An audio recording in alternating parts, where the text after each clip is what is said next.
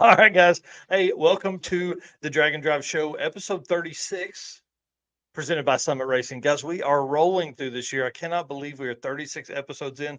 And dude, there was a couple times there where we skipped shows because we were at events. We skipped weeks of time there while we were getting things sorted out. It's been a crazy year. Guys, let's get this thing started. We have two amazing guests on the show tonight. We have Scott Thompson and Bret Marvil, both C10 truck owners. I can't wait to hear the list of square body trucks that Bret owns because I think it's lengthy. I think he has raced five different C10 trucks, but they're all around the same year. So I don't know. We're going to let him talk about that. We're going to talk about all kinds of stuff, podcasts, who listens to what new podcast is out now that you guys are going to have to add to your mix, and a ton of other stuff. Dude, hit the intro video and let's get this thing started.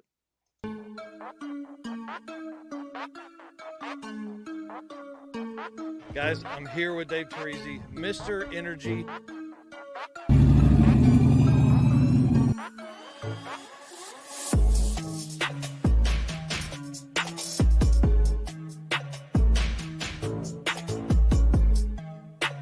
Oh, yeah, I'm psyched to be here. Thanks for having me. And I'm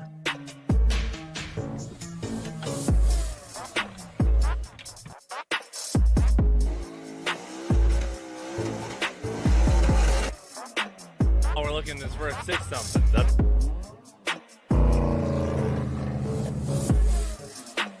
Excited you're here. It's going to be a ton of fun. Great weather.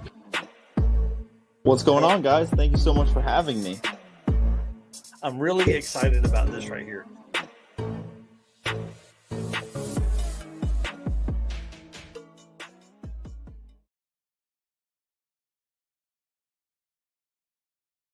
All right. Well, like we said early on, guys, this is going to be a good show. We're going to talk about you've got some really cool stuff found on Racing Junk Classifieds. I've got some fun stuff that I found on Summit Racing, and again, we're going to talk about podcasts because finally, I know for the people that listen out there, you'll be happy to know that I finally got episode 32, 3, and 4 to load. Episode 30 or 31 will not load at all, so it is lost to the files of history unless Eric can somehow pull that off. I don't know. I cannot get it to load on my side, but we're moving on. Episode 36 will drop on Friday morning, and then the news that'll be recorded Saturday morning will drop on Monday, and we should be back on schedule. So to all the folks that listen to the podcast, thank you very much. To all the folks that don't, jump in there, listen to it.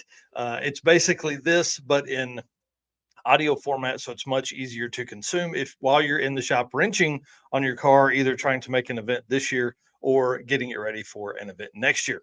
All right, my name's Mike Narks. I am the host of the Dragon Drive show, which you're watching now, and the news, which happens again on Saturday mornings. I'm a Dragon Drive statistician, I guess is what you'd probably call me, promoter and announcer, and my co-host, who's over here this time. Eric, introduce yourself and tell them what you do, man. I am Eric White. I am the co-host of the Dragon Drive Show and Dragon Drive News. When I'm not helping with Dragon Drive Addiction, I am running my own channel, which is 815 LSX Swaps, and I am still currently a rising creator on Facebook. Somehow I've managed to keep that going week to week. Dude, 6 weeks in a row now. Let's answer this comment right here, right out of the gate. So it's a Facebook user, which means they are in the Dragon Drive Addicts group. And essentially it asks, what do we need to do to be able to be seen, to have our name seen in the comment section or the chat? Simply scroll down to the bottom of the description on the Dragon Drive Addicts Facebook group, and you should be able to click on the button to allow StreamYard to use your username in the stream. Now, if you're watching this on YouTube or you're watching it on Eric's personal page, my personal page, or the Narcoleptic page, or 815, wherever else, your name should pop up there. So don't worry about any of that. Guys, let's get started. First off, we got to thank all you guys first. I mean, really, thank you to our race car friends. You guys make all this possible with your comments, likes, and shares, all that. We appreciate that. It really helps. As I was moving through some data entry today, somebody shared one of our posts from like 3 months ago, and it just helped kind of revitalize me. And I spent another 2 hours on data entry, which is hard. So I want to say thank you to you guys, and then also thank you to our sponsors: Summit Racing, Molly Motorsports, Sweet Patina, Howard's Cams, and Racing Junk Classifieds. Guys, we couldn't do it without them. Couldn't travel all around. Dude. I think we figured we've been to 12 events, 12 Drag and Drive events this year. Yeah, something like that. Because of our sponsors. So certainly appreciate that. Well, let's get cracking on this thing. First up, I want to say thank you to Mark Green. I know we talked about this a little bit last week about my time on the Cars Yeah podcast. It has actually dropped. It's out now. You can go listen to it. Guys, episode 2415. Absolutely crazy. We talk not so much about Drag and Drive. We do discuss how my whole situation came about and all of that. But we also talk about a little bit like some of my failures in business and what we have planned for 2024. We also talk about what trip I would take if money were no object and people were available at any time. So that was pretty good conversation. And then what kind of car I view myself as. I thought that was a great question as well. So if you don't listen to the Cars Yeah podcast, you need to. He puts on 4 episodes a week, dude. I can't imagine 4 that's episodes a lot. week. It's absolutely insane. Well, staying on the podcast, Steven and I are on the Adam Dory That's Cool Drink podcast or live stream tomorrow night. Find Adam Dory on Facebook. If you're not already friends with him, you need to friend him. But if you want to support him, jump over to his YouTube channel. It's just Adam Dory on YouTube, and you can watch it there as well. This is going to be a lot of fun. Adam's been on this show with us. He's been on when I did the Narcoleptic podcast.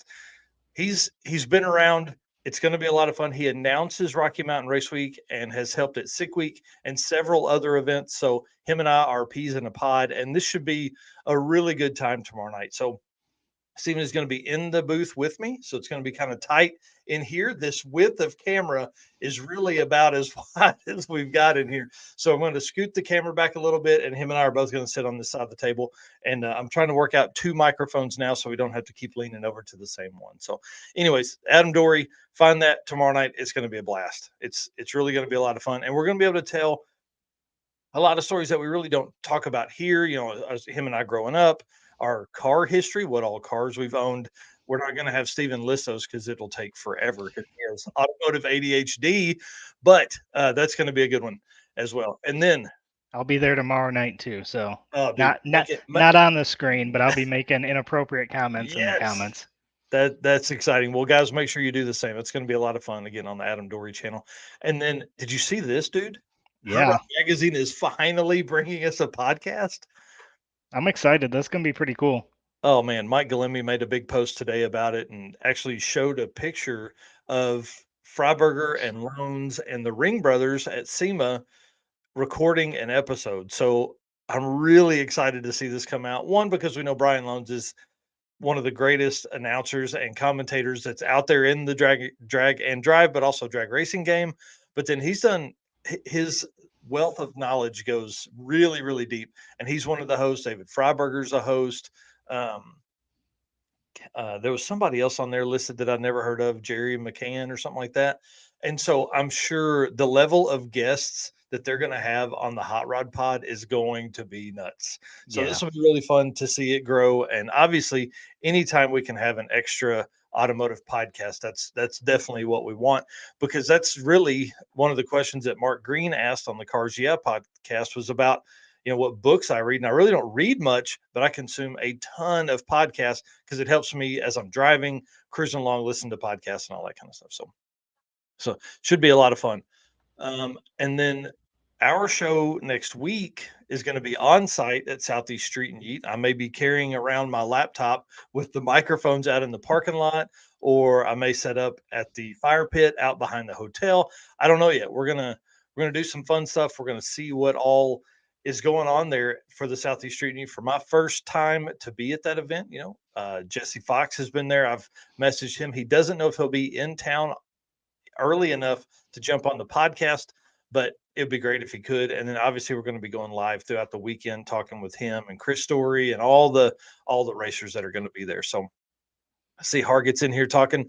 I talked to Tammy today. We actually helped them book some rooms for Indy, which is awesome. So they're going to be staying in the same hotel we are. So we'll have to have some parking lot beers there at the hotel. Maybe lobby beers at the hotel. But so it's going to be a lot of fun. So the show again will be live from the either hotel or parking lot next week for my end. But Eric will luckily be here on the producer side of stuff, taking care of everything and making sure, unless we can talk him last minute into jumping on a flight to come into Charlotte. But I don't know. It's probably too late for that now. But Yeah, I think yeah, so. yeah, it's going to be a lot of fun. This is going to be a good event. Again, it's the last national event that's out there. So we're going to have a lot of really fast cars. I mean, this should be really, really a good situation or a good event for me to attend. I'm excited to finish the year off with this, and then we'll talk about 2024 events here shortly. All right, so that's next week. And then I wanted to ask you guys what podcasts you listen to while you're driving or while you're wrenching on your car. I know a lot of people just listen to music. I prefer podcasts because it kind of keeps, one, I feel like I learn by osmosis. If people are telling me stuff, I can at least hear that. So I made a list. These are the typical podcasts that I'm searching for, listening to. And a lot of these are, drag and drive racers. They're friends of ours. Wes Buck Show, I listen to that religiously. They have a weekly show on that. Cooper Bogetti, his show is rocking. He's like episode 53 or 4 now. I mean, it's Yeah, crazy what he's done with that thing. And he only does in-person interviews, which is really cool. So you get a and lot more. started after us.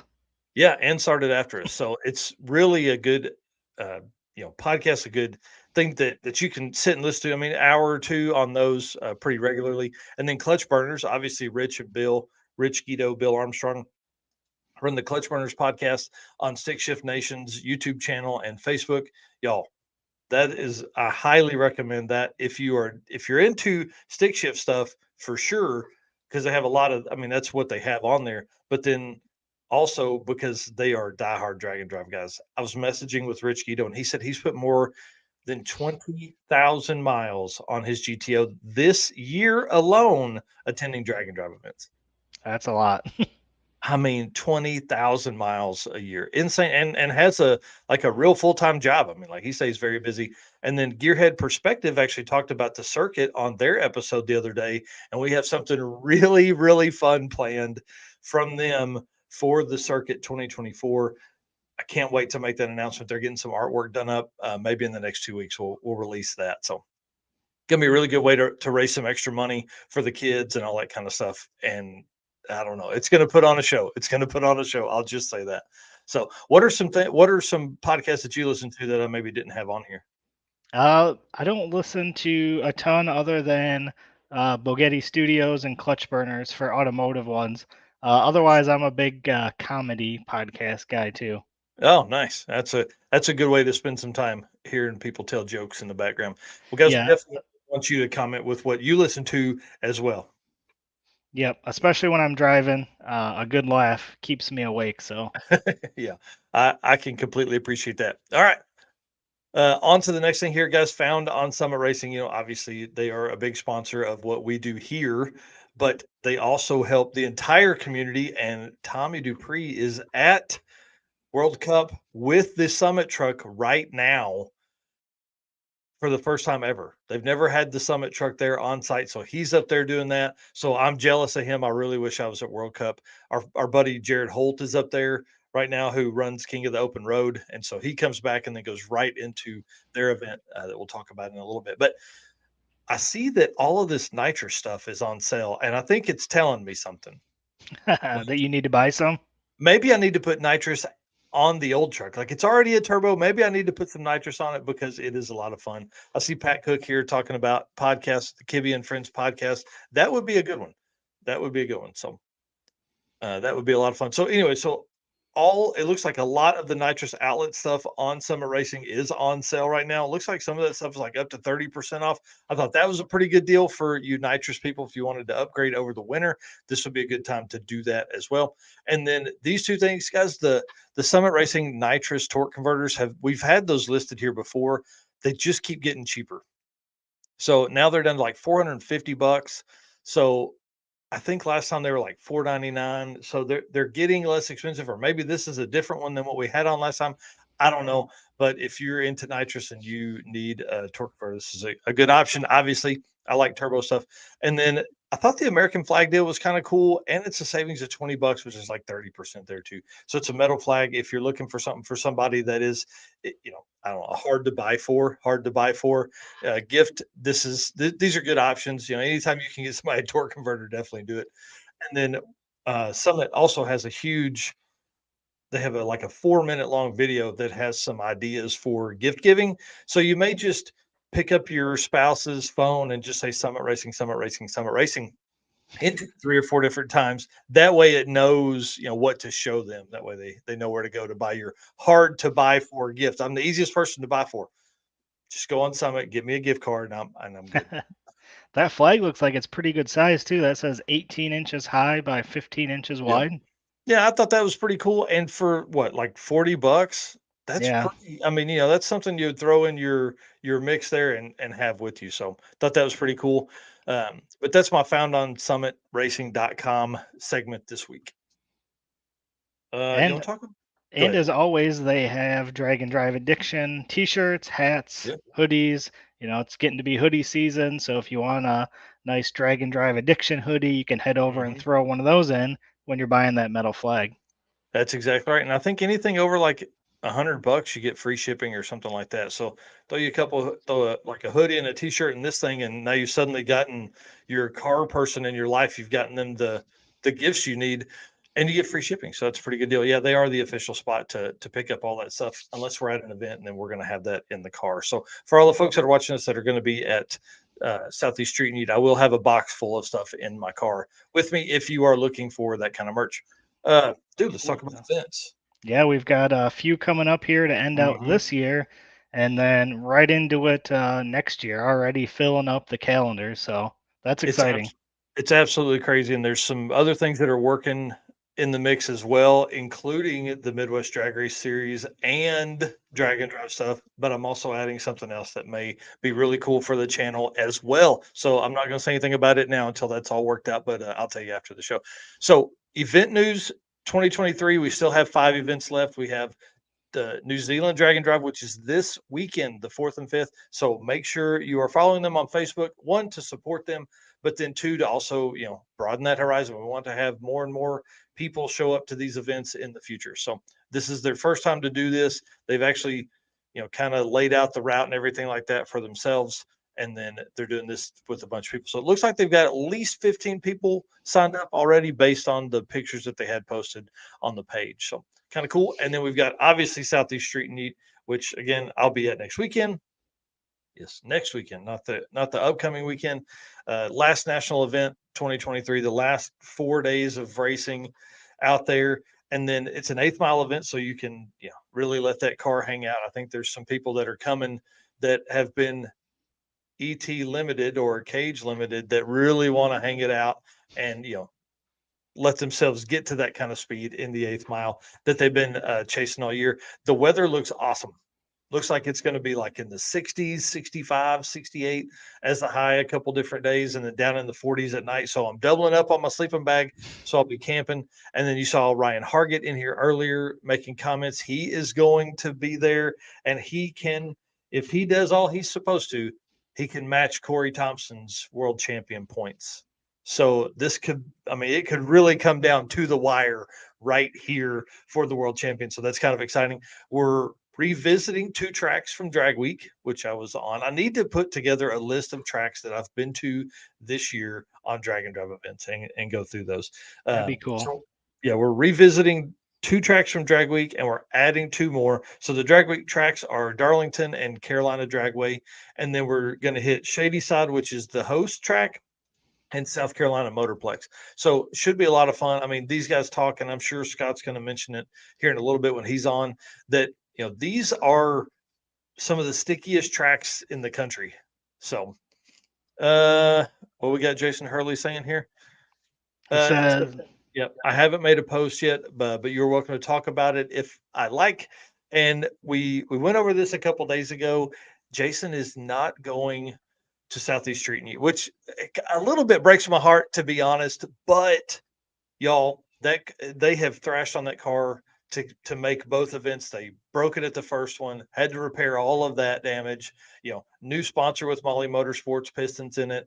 Now they got it back together. The car went the fastest it's ever been. First 200-mile-an-hour pass at Bandamere on the end of race week, 1,300 miles later, it's still going.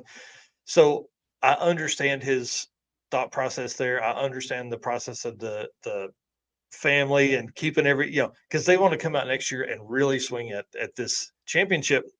So this year being the first year, obviously you'll always be the first ever, but next year we'll have some momentum behind us. Who knows what we'll be able to come up with next year for the winner. And I mean, maybe we can even award two things. I don't know. So it's going to be interesting to see that. So I understand completely, Jason, understand that from logistics standpoint as well, because, he lives in Colorado. So getting all the way to North Carolina adds at least probably 2 days each direction. Right. So, you start figuring up time off and things like that. And I mean, let's be honest, he's already been on 2 drag and drive events this year that are week long, that are 7 days each. So he's already spent 9 to 11 days. So it's 20 days of racing, So, Yeah, anyway.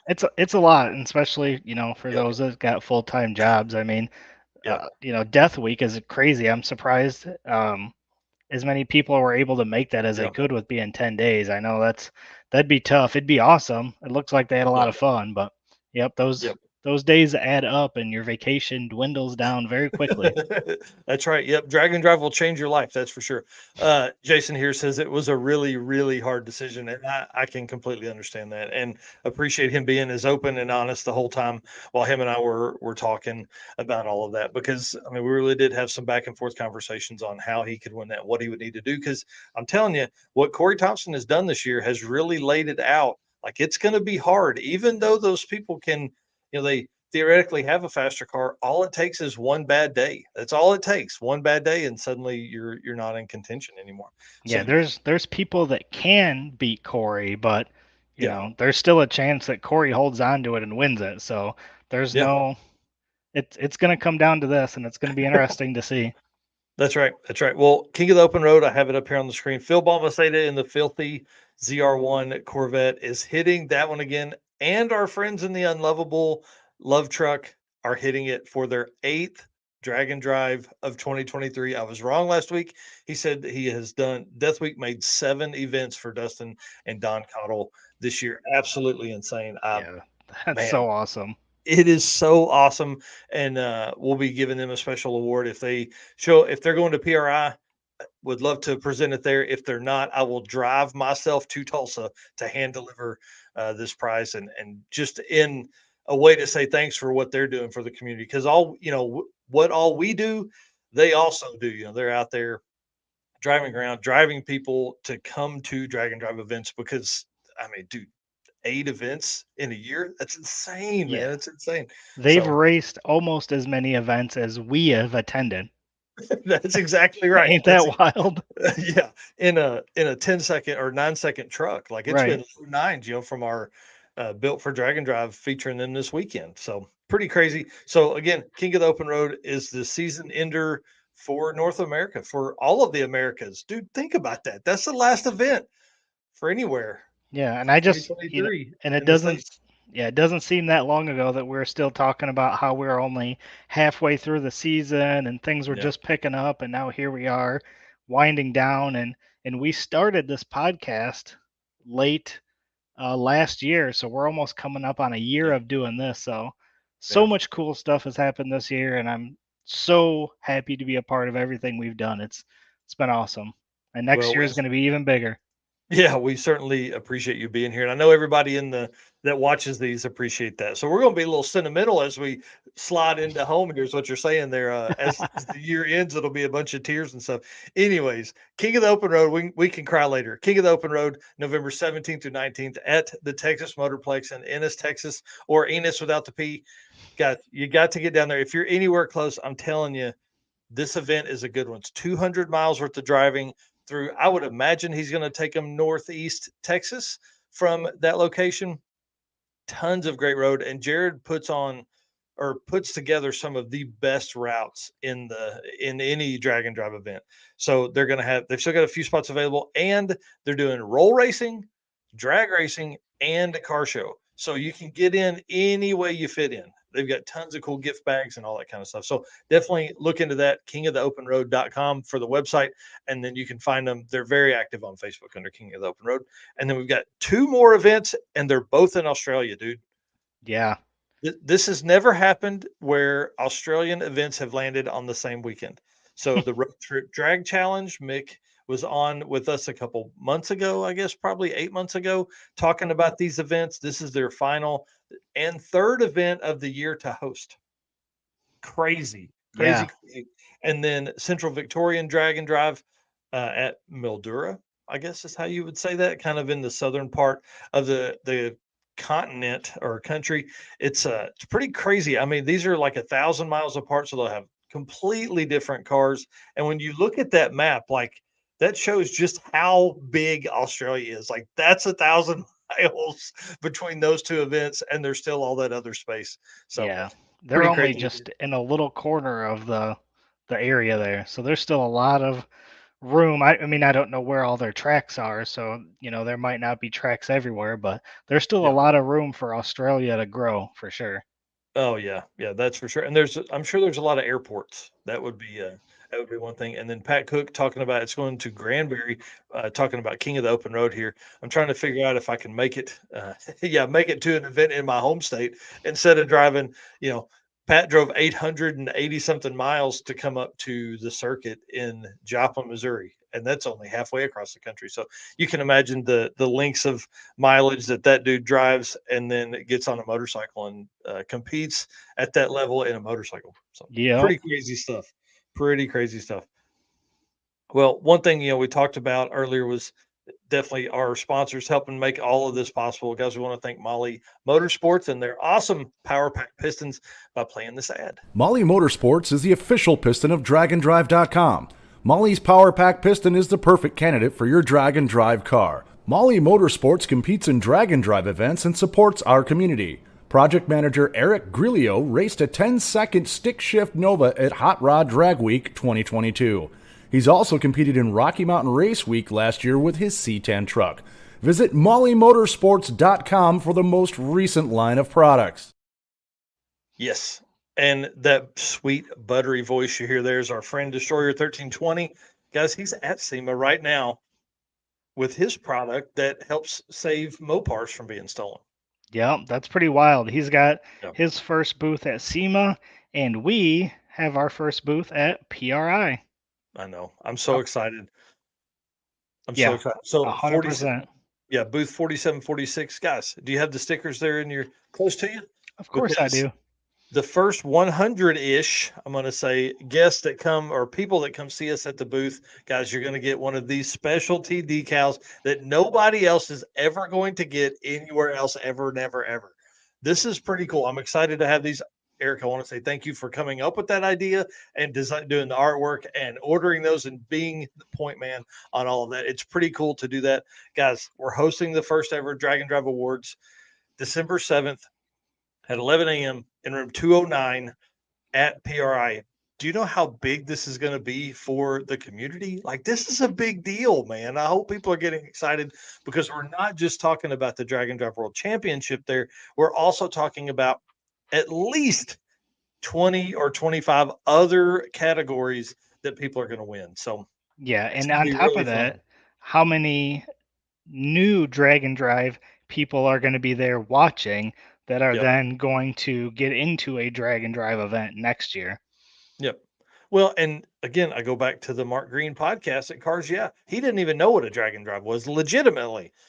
So there's a lot of people in the car scene that still don't even know what we do. And if they've heard of it, they don't know anything about it. So that's going to be really fun. A great way for us to, welcome people back into the community or welcome people into the community by having a booth there and talking about Drag and Drive all weekend long. So yeah, it's going to be fun. Really cool.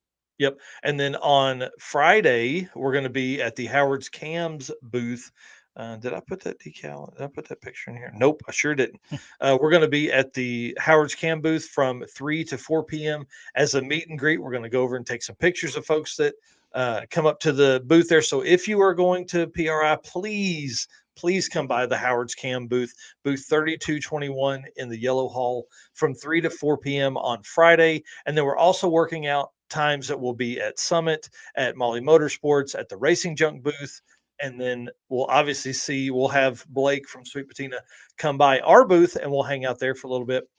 So make sure you come by. We're going to have some other goodies that are going to be in bags for everybody. And then we're going to have one special thing that, again, this is going to be the first time this is going to be offered to anyone, anywhere. So bring just a little bit of cash for you. You want to tell them about that, Eric? Because that's something else that you did for us.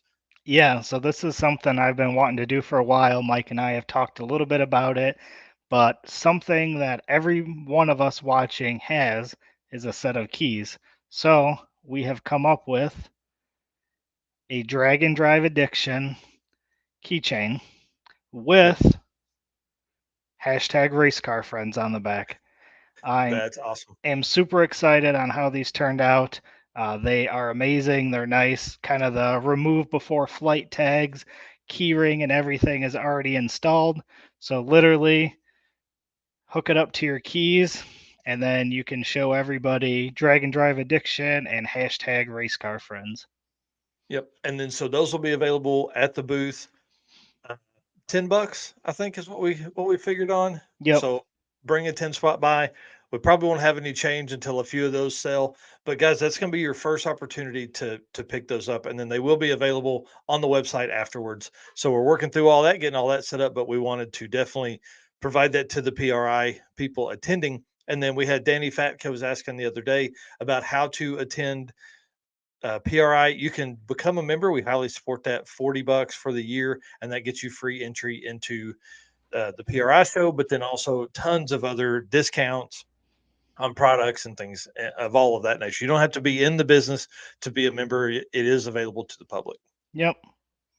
So that's what I did the very first year that I went, was signed up and did that. So it's definitely worth the $40. I mean, you can save $40 a year just by, probably one dinner, not going out to eat for one night will save you $40, and it goes towards PRI and saving, our race cars and stuff. So definitely well worth the money.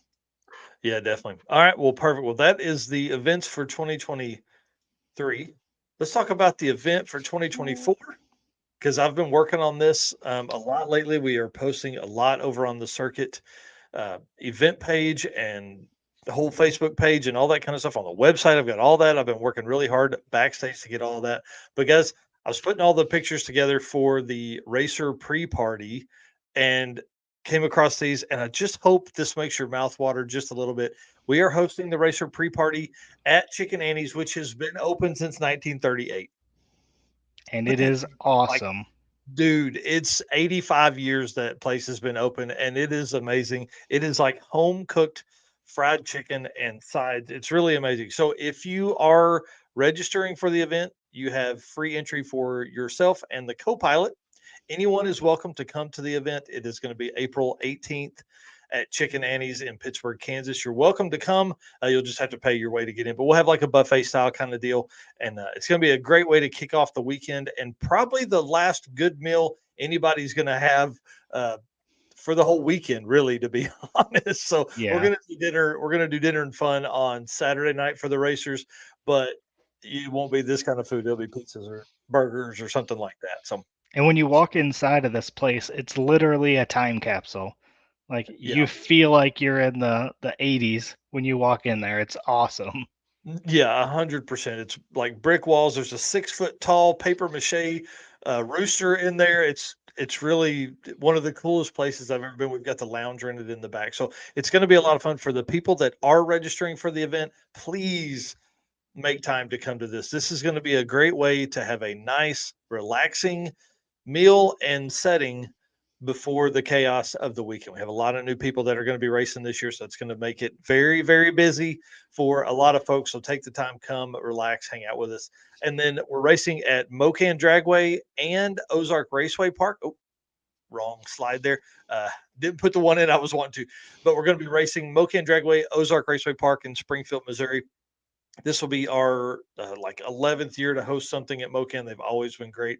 3 days of racing is the first time we've done that. We've usually done 2 days of racing and 300 miles of street driving. So we're actually taking Route 66 from Joplin to Springfield, which is really cool. We took Route 66 from Joplin into Oklahoma last year. So we'll actually be covering in total, racers that have done both years, about 200 miles of Route 66 and a lot of historical spots on there. So if you are a company or a person that would like to be involved in the event, holler at us. We have all kinds of sponsorship packages, things from like the First Broke Trophy that Send It Race Media is sponsoring, all the way up to the Racer Experience package, which covers feeding people every day, this pre-party, the racer party on Saturday night. So if you would like to be a part of that, please reach out and talk to us. Now, let's talk about this photo here, because this is kind of cool. The racer, her name is Casey, and then Chris Story caught a Casey's truck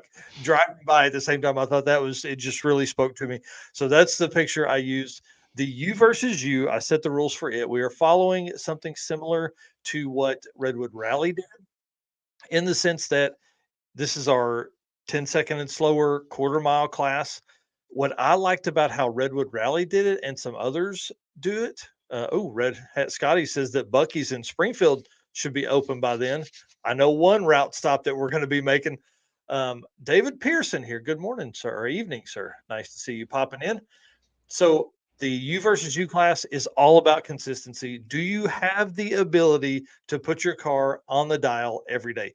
One thing that Redwood Rally did I thought was cool is they used your quickest ET from day one for both your I guess your passes there and your 8th mile. So you'll also turn in, like when you give us your slip, you'll give us your quarter-mile time and your 8th mile time, because we're only doing 8th mile at Ozark Raceway. So both passes will have to be timed within that for Ozark and then back to Mocan on Sunday. So I gave a pretty quick example on the circuit Facebook page about how this works, but essentially, let's say your fastest pass is an 11:343 quarter mile on day one. Your second pass is an 11:383. That's a difference of 0.040, right? That means that's going to all be added up throughout the weekend, and that's going to be your difference. Whoever has the smallest difference at the end of the weekend wins the class. We're also awarding top 1, 2, and 3 for this class. We had discussed maybe doing 2 different classes, a kind of a 10.0 to 12.99 and then 13.0 and above. But I think if we're awarding the top 3, we're just going to keep it that way.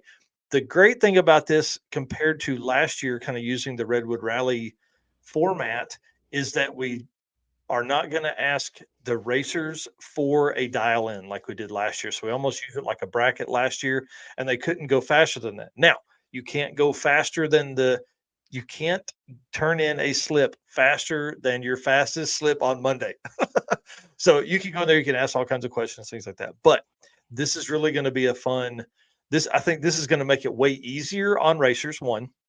And then 2, it's going to make it way easier on the people taking the data, like my wife, or maybe this year your wife, whoever is over there that's collecting the data. This will be much easier for them to get, and they won't have to worry about doing any math. They can just take it and it'll all be from there.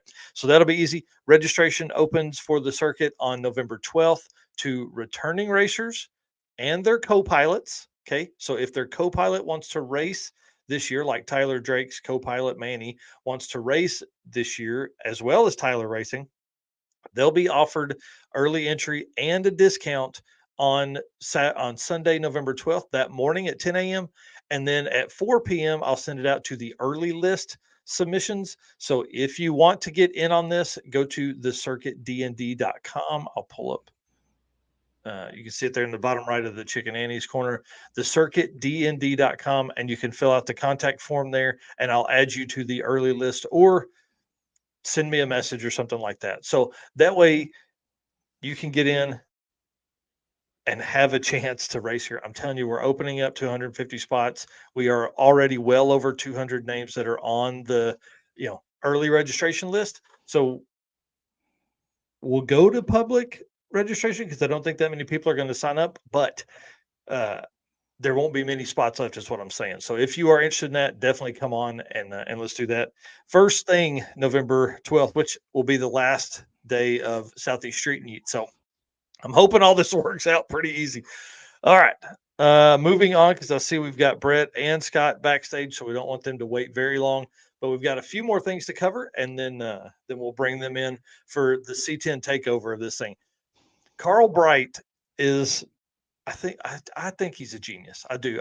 He's hilarious. He works on his car all the time. It's the big block El Camino. It's really a lot of fun. So he's a great follow on Facebook. He's a great dude. But he made a post, said phrases never said at a drag and drive event. And he posted this in the Drag and Drive Addicts group. So I grabbed a few of those, and I'm sure people have added to it since I made these notes. But if you are not part of the group, you definitely need to jump over and one, join, but then two, make a comment because this is great. So he's a top contributor to the group, always making great posts. He's coming back from Death Week, and I think he probably had some creativity he needed to let out. You know what I mean? So Joe Ernst says, this trip cost a lot less than I expected. Yeah, nobody's ever said that about a Dragon Drive event. John Sally said, I've been sleeping way too much the past few days. Nobody's ever said that about a Drag and Drive event. John again commented, I can't believe how inexpensive gas is. I thought that was a good one. Devin Madison said, man, this 3-speed with no overdrive is excellent on the highway. That's a great one. 55 miles an hour, 3,100 RPMs, hating your life. Jimmy Dressler said, that's only a minor inconvenience. Nobody's ever said that as they throw a wrench. Kanan Hall, can't wait to get to the hotel early.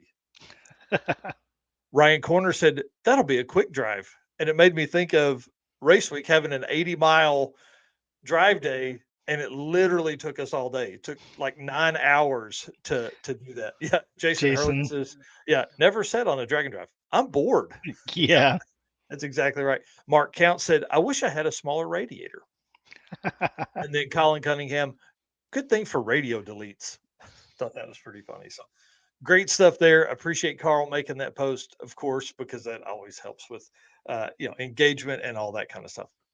Dude, now we've got yep. So we'll answer this as well. So Facebook user, if you are in the Drag and Drive Addicts group, scroll down to the description and allow StreamYard to use your allow StreamYard to use your name for Facebook. I can't remember how it says it, but it's something like that. I tell you what, we'll put in a screenshot in next week so that we can have that to show. This one's good too. Manny says, I don't have time for parking lot beers right now. Yeah, no one's ever said that. No one has ever said that. So, and Carl's, of course, let's be reasonable. Nobody's ever said that at a Drag and Drive event either. So I want to say thanks to Carl for putting those together. Or no, I don't want to do a trailer burnout. Yeah. Yeah, that's exactly right. Well, one of our other sponsors is Racing Junk Classifieds, and Eric has found some really cool cars this week on the site there. So, dude, why don't you tell us about those? Yep, so we'll jump in. As you guys know, Racing Junk is our sponsor for anything for sale items. We don't run a Facebook for sale group because we let them handle all of that stuff. It's too much to manage, and honestly, we don't really want to because there's so many good items here on Racing Junk. So this first one, you guys might recognize this car.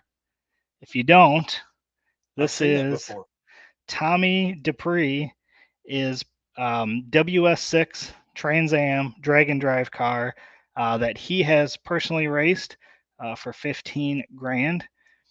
He has a new car, which I'm excited to see. I don't know anything about this new car that he's talking about yet, so can't wait to see that. But it is won street race small block NA class at Midwest Drags and sixth place finish at Hot Rod at Drag Week this year. Mm-hmm. So yeah, I've seen this car. They've put 2,000 miles on that car this year, him and Jim, in drag and drive events. Yeah, and I've seen it in person. It's, and I actually told Mike this before the show. I'm like, 15, is that just a roller? But this is a complete car, running car for 15. So awesome deal there. I don't know if it's still for sale. It's still on Racing Junk, so This was only posted, the 26th, so 6 days ago. Mm-hmm. So if somebody's looking for a nice car that has competed in multiple drag and drive events already, this is a good one to look at. Yep. And it's NA and it's 10-second car. Like he's Yeah. been deep in the tens, the NA. So it's pretty cool. Yep. Our second one of the night is a 78 Cutlass Supreme for $14,500. So I saw this one. I thought this one was cool. I do dig these cars, and it's got a pretty good size wheel on the back there. Yeah, that's a big boy. So kind of scroll through some of these pictures here.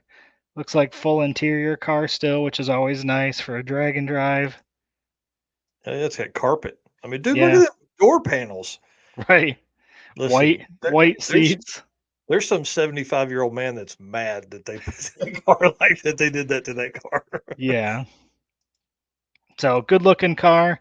Mhm. It's a 406, 514 rear gear, 4-bolt main, forged steel crank, steel rods, roller cam, Clay Smith, Edelbrock Performer, RPM port match heads, Da Vinci carb, Dang.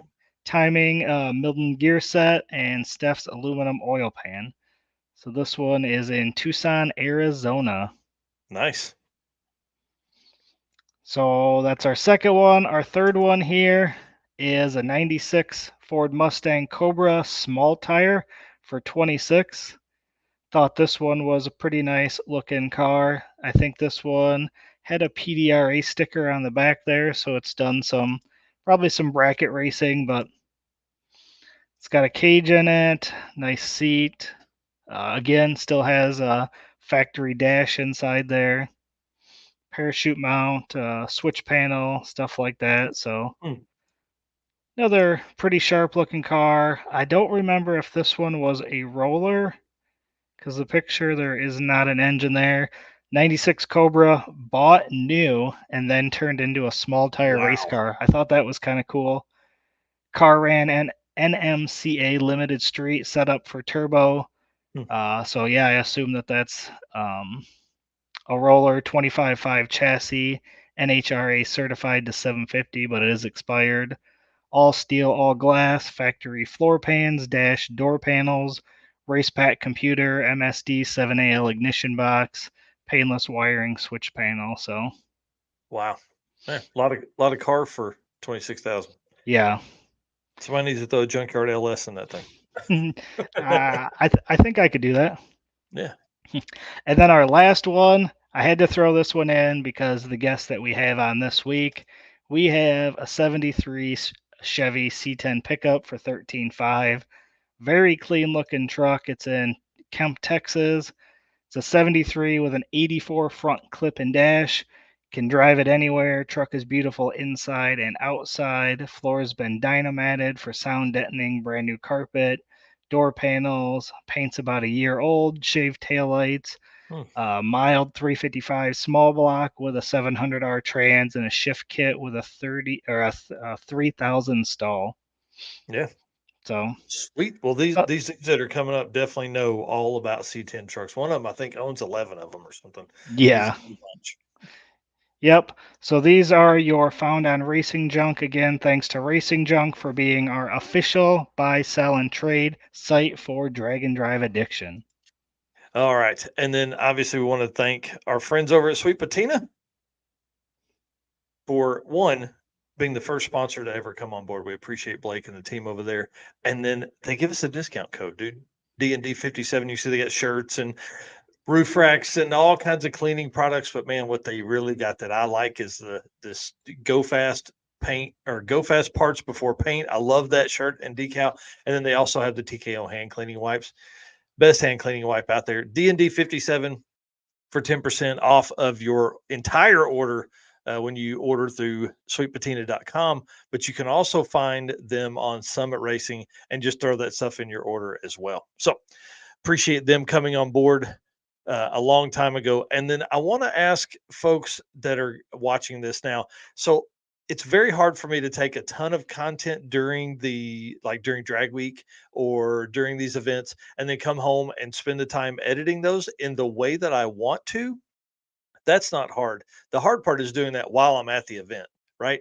So I want to ask, should I during the event just put like a vlog style video, do something on my phone that I can walk around and literally record what I'm going to play for you guys, essentially putting together 5 or 6 minute videos at the end of every day, instead of trying to come home and put together a huge video and not having any real of like daily of videos during the event. So I'm going to try it at Street and Yeet, because I think that's going to be, I don't know. I feel bad because I don't have a daily video for you because it keeps everything going.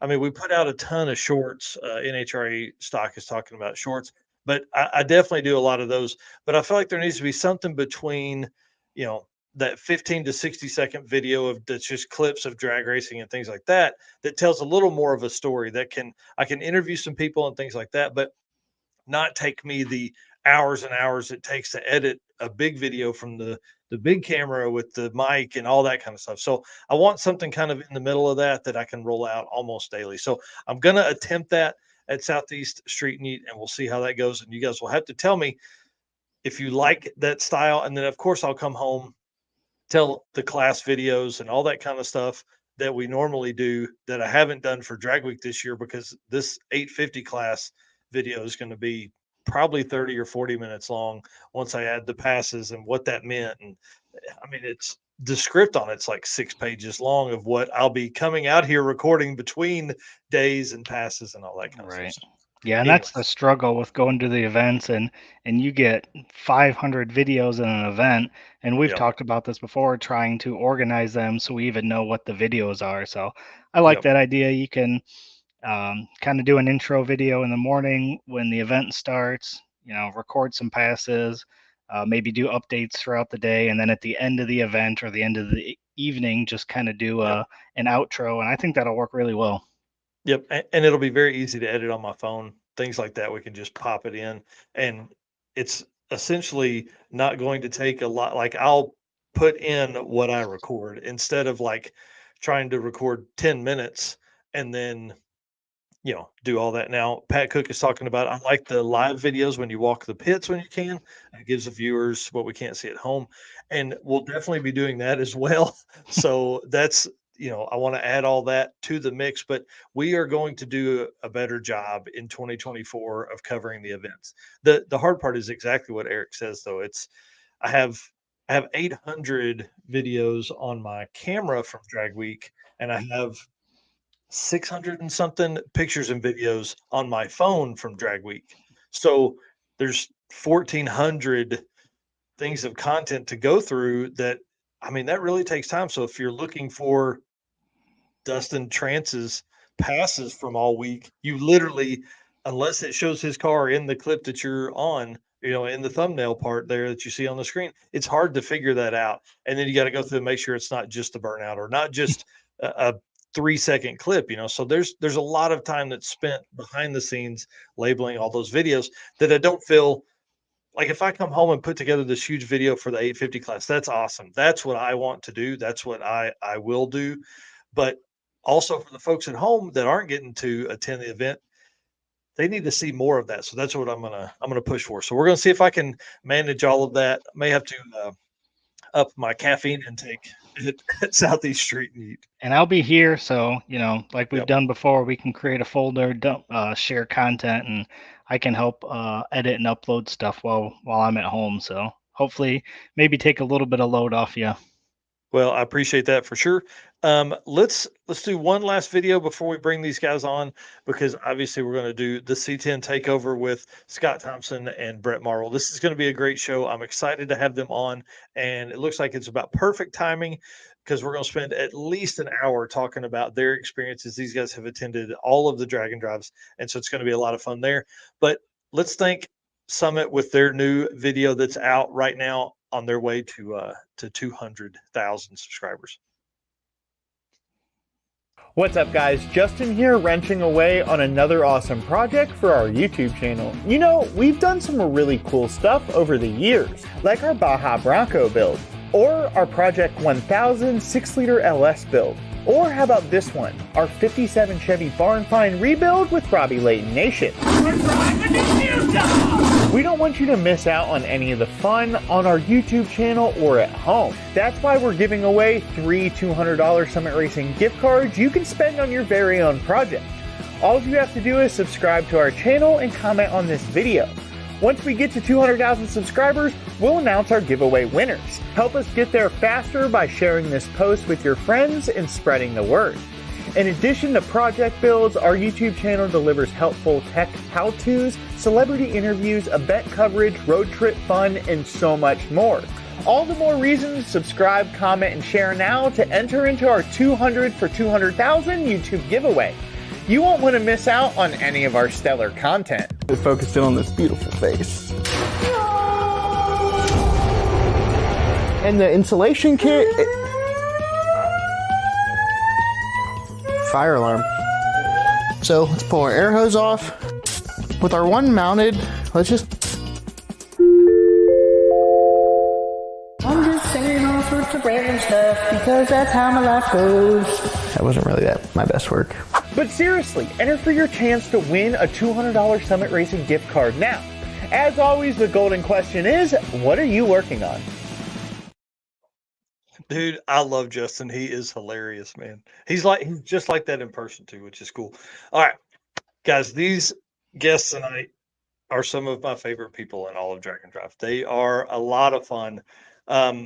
They both race these square body C10s that you see behind me, but there's also more that are back there as well. So Scott Thompson raced Hot Rod Drag Week this year with a 10.77 average, but his best pass of the week, 10.027 in what is essentially a brick. Absolute brick. So I met Scott at Sick Week 2022 and was able to grab an interview with him. He was talking about the truck a little bit. The truck's only gotten faster since that meeting. And so it's been fun to watch the progression of that and see their struggles at Sick Week 2022 and how they've overcome all of that. And they are here now. And then Bret Marvil is our other guest. And during 2023, this dude's attended Sick Week, Southeast Street-N-Yeet, and Race Week, all in regular cab C10 trucks.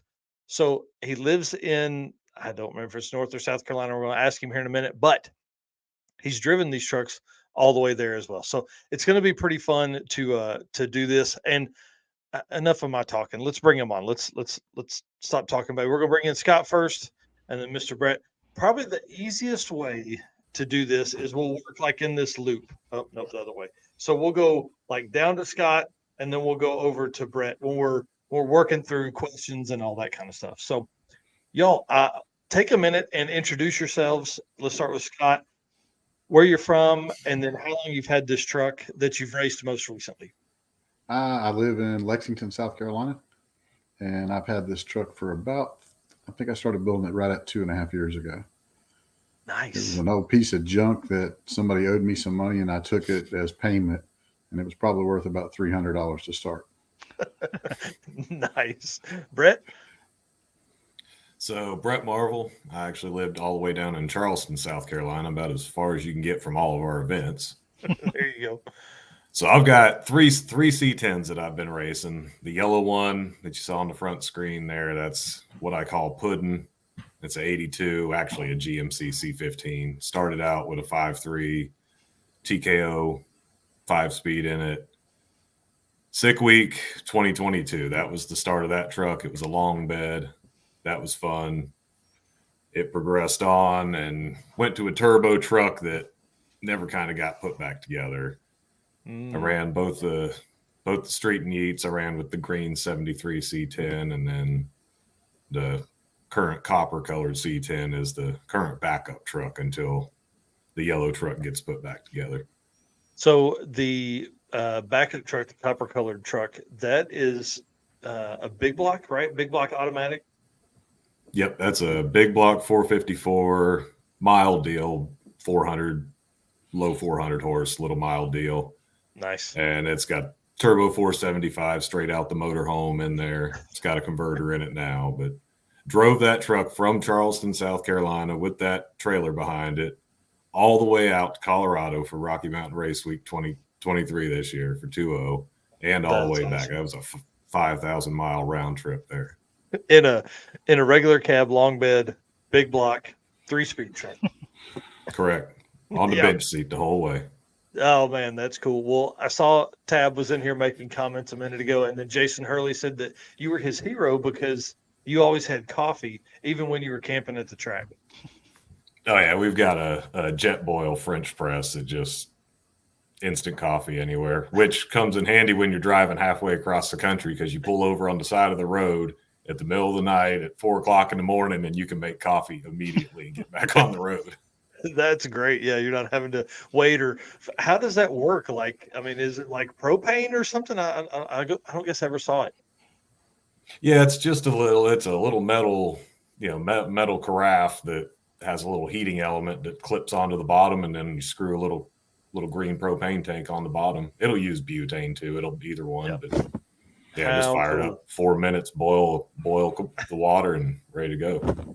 That's awesome. Well, let's run through, Scott, you didn't really get a chance to talk about the powertrain in your truck. So tell us a little bit about what's in that. It's a, your standard run-of-the-mill 6-liter LS motor with a lot of turbo. Yeah. It's got a S494 on it. Funny thing is, you said big boy. Wow. My 10-second times at drag week.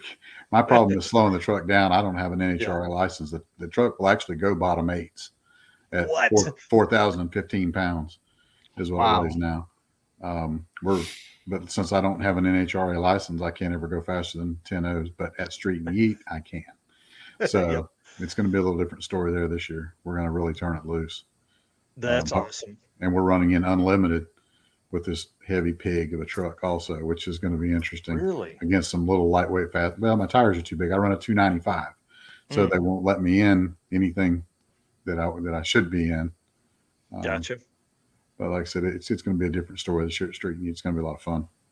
Well, and we're going to talk about some things that you would like to see at events, and one of those is a truck class. But we're going to talk about that in a minute because the rules you wrote were really good there. So let's kind of walk people through your drag and drive histories, though. Starting with Scott, like what got you into this? What keeps you coming back? I have no idea what got me into it. I built this truck to build basically a grudge truck, and because I did a lot of grudge racing back in my early 20s when I was in the military, and then progressed on to racing motorcycles. We ran a couple of friends. We ran drag bikes for quite a few years, and then just kind of got away from drag racing altogether.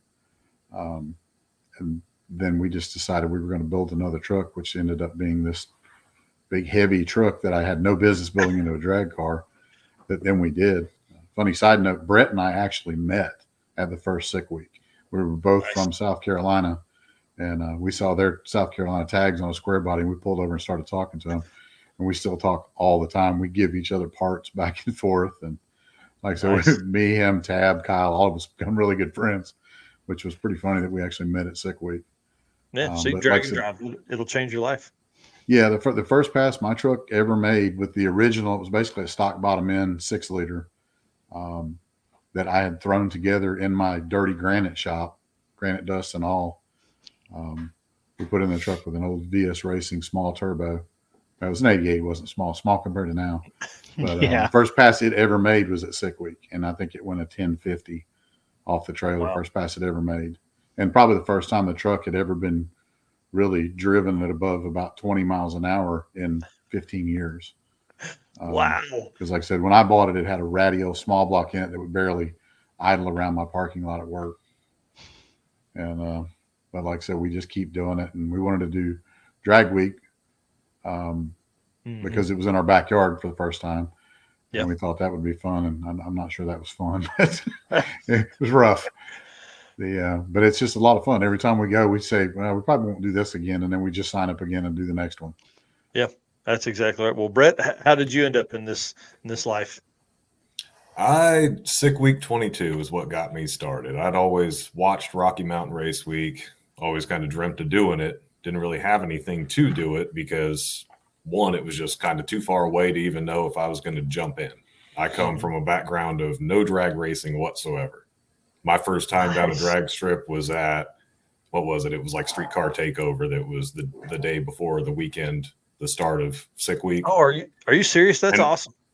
So we entered in there just to get just the 20 or 25 bucks gate pass, just so we could get into the testing tune and get a test on the truck, and I could go down a drag strip once before Sick Week. So that was the whole start of that for me, and it just Sick Week brought it close enough.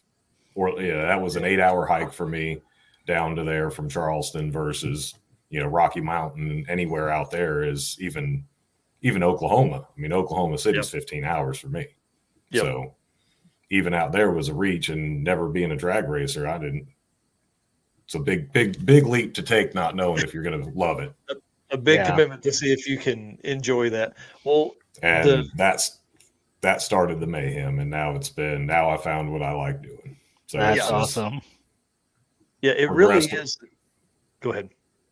I would say it just progressed a little quick, and had to swap up trucks and regroup the program a little bit to get something that I could keep consistently going down the strip.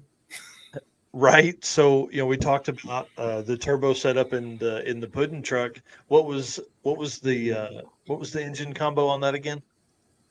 So the pudding truck started out with a 5.3 and a Liberty TKO in it, full face plated. And it was kind of just getting thrown together as a bang around town, fun little street truck. Mm-hmm. And then Sick Week came about, so I had to enter into that. Yeah. And I threw nitrous on it and figured that'll get us around, get us down the track. And that was fun. Learned a lot, still learning lessons, but learned more than I ever thought I could from one event. And that moved to a 5.3 turbo. So ask him where the turbo came from. Yeah. Well, the turbo came from the one over there on the other side of the screen who goes, I got a nice turbo to fit on that truck. Talked me into buying his old mock-up turbo. So that went on there for Rocky Mountain Race Week 20 of 22. Trailered the truck out there, ran that, and then the problems happened. Since then, I haven't had a handle on the truck, we'll say. So the amount of passes it's awarding me for the amount of dollars I'm putting in, we're in major disagreements over right now. Well, and so let's walk people through that process, right? So you see that Sick Week is 8 hours from you. You attend it. Then you're like, this was so much fun. Now I'm going to drive all the way to Oklahoma City and start 2.0 that, you had been on the fence about wanting to do Race Week, basically. And then you found out how much fun Drag and Drive was at Sick Week. And then you just have been all in since then. So how many events now have you attended? Is this 6 or 7 events for you? It's been both Sick Weeks, but this year I broke on day one. I've done both. I've done this year, and I've done 22 and 23 of 2.0, and I've done both Street-N-Yeets. Wow. So that's 6. 6, yeah. Yeah, and then Red Hat Scotty here saying you tore the turbo up on the last day of 2.0. I'm taking that's last year. Oh, and I fully figured out why, because the oil pressure gauge that's on there just stays at 30 PSI no matter what. Nice. Good. Yep. That's a good learning lesson. You gotta learn. So while I thought I had 30 pounds oil pressure for all of 2.0 last year, I have absolutely no idea how much oil pressure that turbo had the entire trip. It truly is. That's too funny. Well, the only gauge I have on the old truck is a boost gauge, because I'm like, if it buries it, I'm in trouble. I'll let out. And that's all we worry about on that. It's not steaming, so it's not overheating. We're fine. It's not rattling, so we got oil in it. Well, one thing we talked about is your camp setup earlier. I want to pull up a picture of it real quick. I think you sent it earlier, maybe. Hold on, I'm getting it. I'm almost there. Yeah, this setup here. So, because this leads into kind of our next question of, do you guys camp or do you stay at hotels? So, Scott, if you want to lead us in with kind of your plan during the week, and then Bret after that. I camp every night at Holiday Inn. I'm too old and too lazy to lay on the ground anymore. Bret tries his best to get me to camp, and I'm like I said, Kyle and I are like, nope. We're going to find the nicest hotel with the best beds, because we know we're going to use them for about an hour and a half anyway. Yeah. Bret actually him and Tab probably get more sleep than we do, because they just go to the track and go to bed. Yep. You know, sometimes we end up driving an extra hour to a hotel and then the next day an extra hour to the track. Yep. So it's like I said, it's not a very good dollar for dollar proposition for hotels when you don't really use them.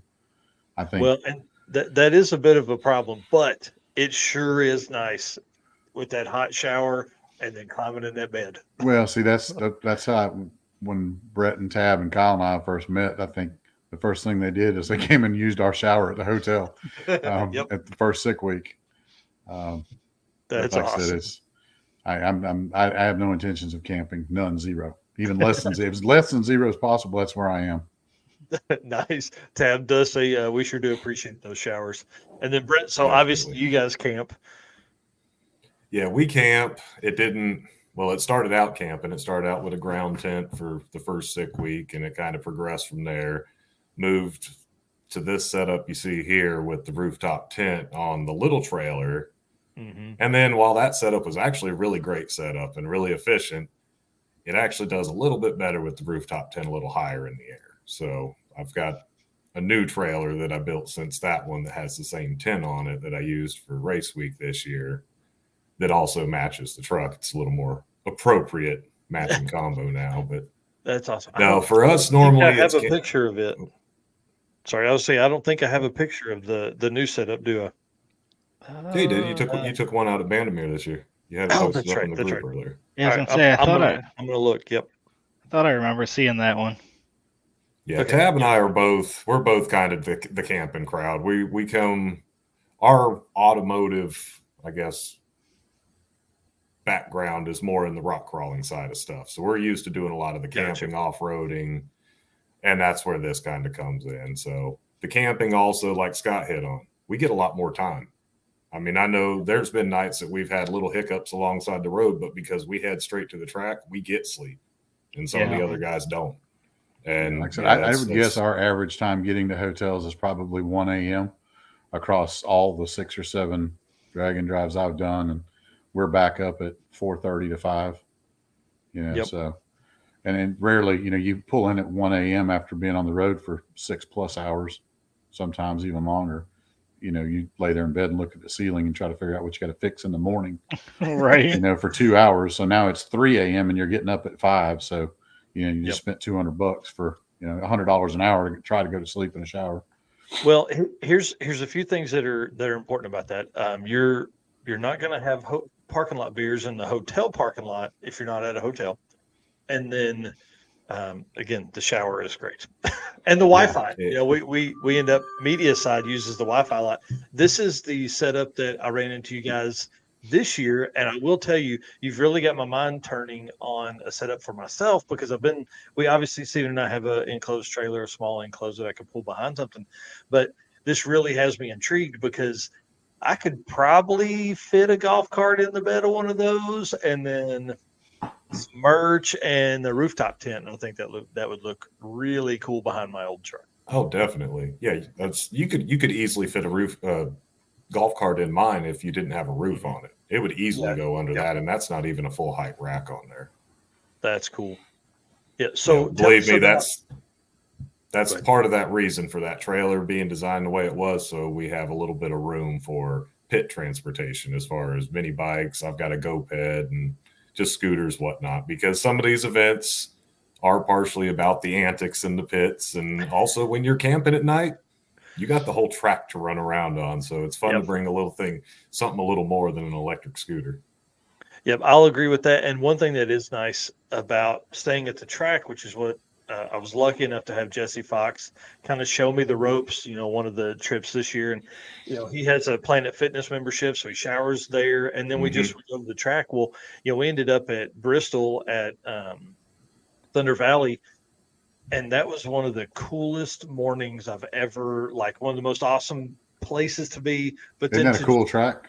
Oh man, it was so amazing. And then just to be able to like see kind of everything come together, people start pulling in, you know, you really are like, from a media standpoint, it made my day a lot longer, because I was up really late. We were up till 2 or 3 o'clock in the morning, just getting those nighttime shots, and allowed me to kind of have a quiet moment to put some stuff together. But then as people started coming in, you're already at the track. You were there, you're ready, you're prepped. And that was the alarm clock. I never turned on an alarm all week long because somebody's in the parking lot out there at 6 a.m. blah blah blah blah blah blah blah, creeping through the parking lot to get their parking spot. So it's really cool. You also get preferential pit parking when you're there. Yes. At night before everybody. You get to choose your spot and hold a spot for your little crowd too. Yep, that's exactly right. And you guys had a great location. You can see the tower there in the back of in this shot. This is Bandamere. One of the last times we'll ever visit that place, or I guess probably the last time we'll visit that place with Race Week for sure. I'm not going out there for anything else. And it was really cool. You guys had a really good location. You're right at the top of the hill, the downward spot there to get in. And I know you've probably done the same thing at all the other stuff. So I prefer camping, I think, a little bit more, as long as I'm going to be warm enough. But y'all, it's going to be 40-something degrees overnight the next couple for the next week. You'd be surprised how warm that rooftop tent stays just because it's not on the ground.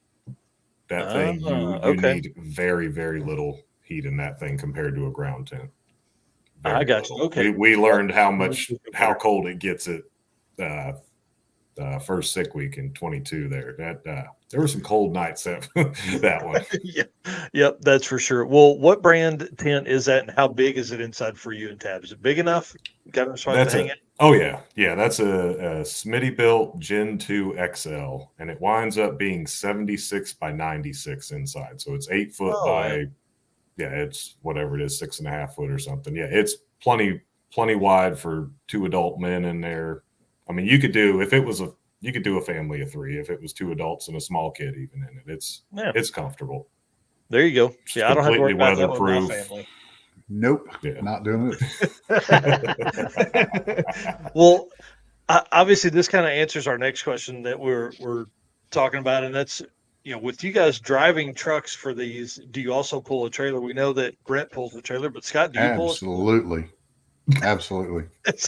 It's a must, huh? Yeah, the entire floor of the bed of my truck, I should have gave you a picture of that, is all cut out and it's aluminum.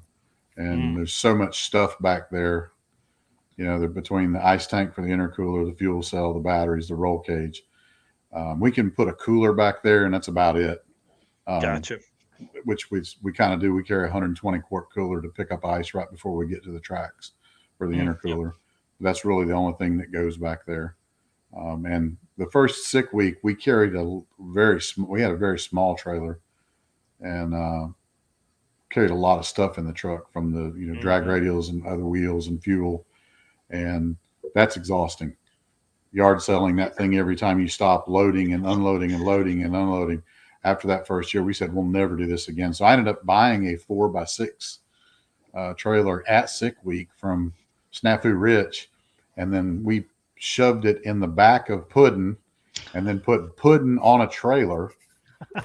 And I got to see if I just ran across that picture earlier. Bret I'm going to send it to you, Michael. The trailer back to Charleston, and they put a winch in a tree and picked the 4x6 enclosed trailer up out of the back of Puddin', and then Tab delivered it to me in Columbia on his way back to North Carolina. Wow. It was quite the operation to get my trailer back to Columbia. That's too funny. Well, Tab's in here talking about this picture here, said Puddin's in the Lowe's parking lot picking up turbo parts. Yeah, that's when I figured I had line pressure issues on my boost controller stuff. We had to go get a regulator. That's awesome. Well, that is one of the greatest things about drag and drive stuff, is you really do end up MacGyvering some things around here. I'm going to get this opened up and then we'll talk about this, because this is the other side of the drag and drive life.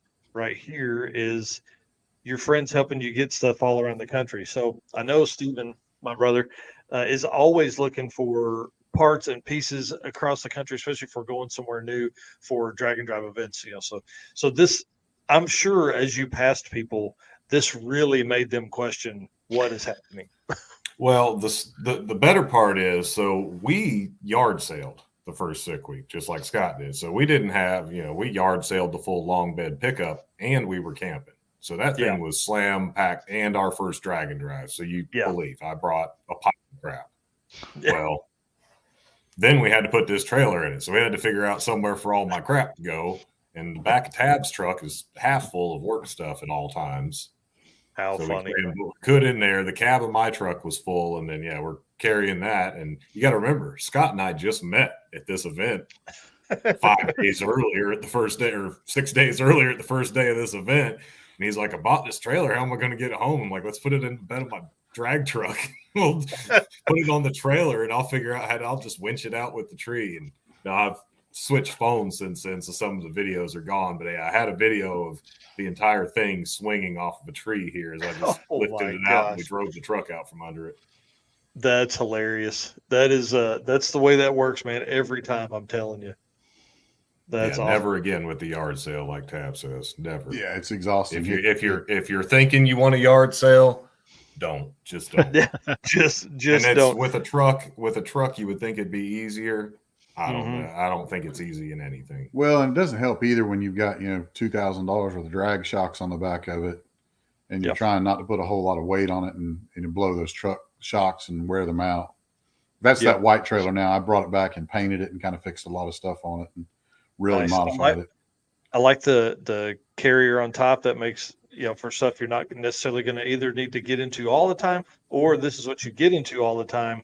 And then here's stuff that is, that's maybe higher, maybe more importance. This is luggage up top and this down here is truck stuff. Well, we use the top for the tent and the scooters, electric scooters, which those are a 100% must. That's one thing I would not be without after we bought those. Kyle and I both have one. And we wanted to, but they take up so much space in the trailer, even the Segways that we have that fold down. Yep.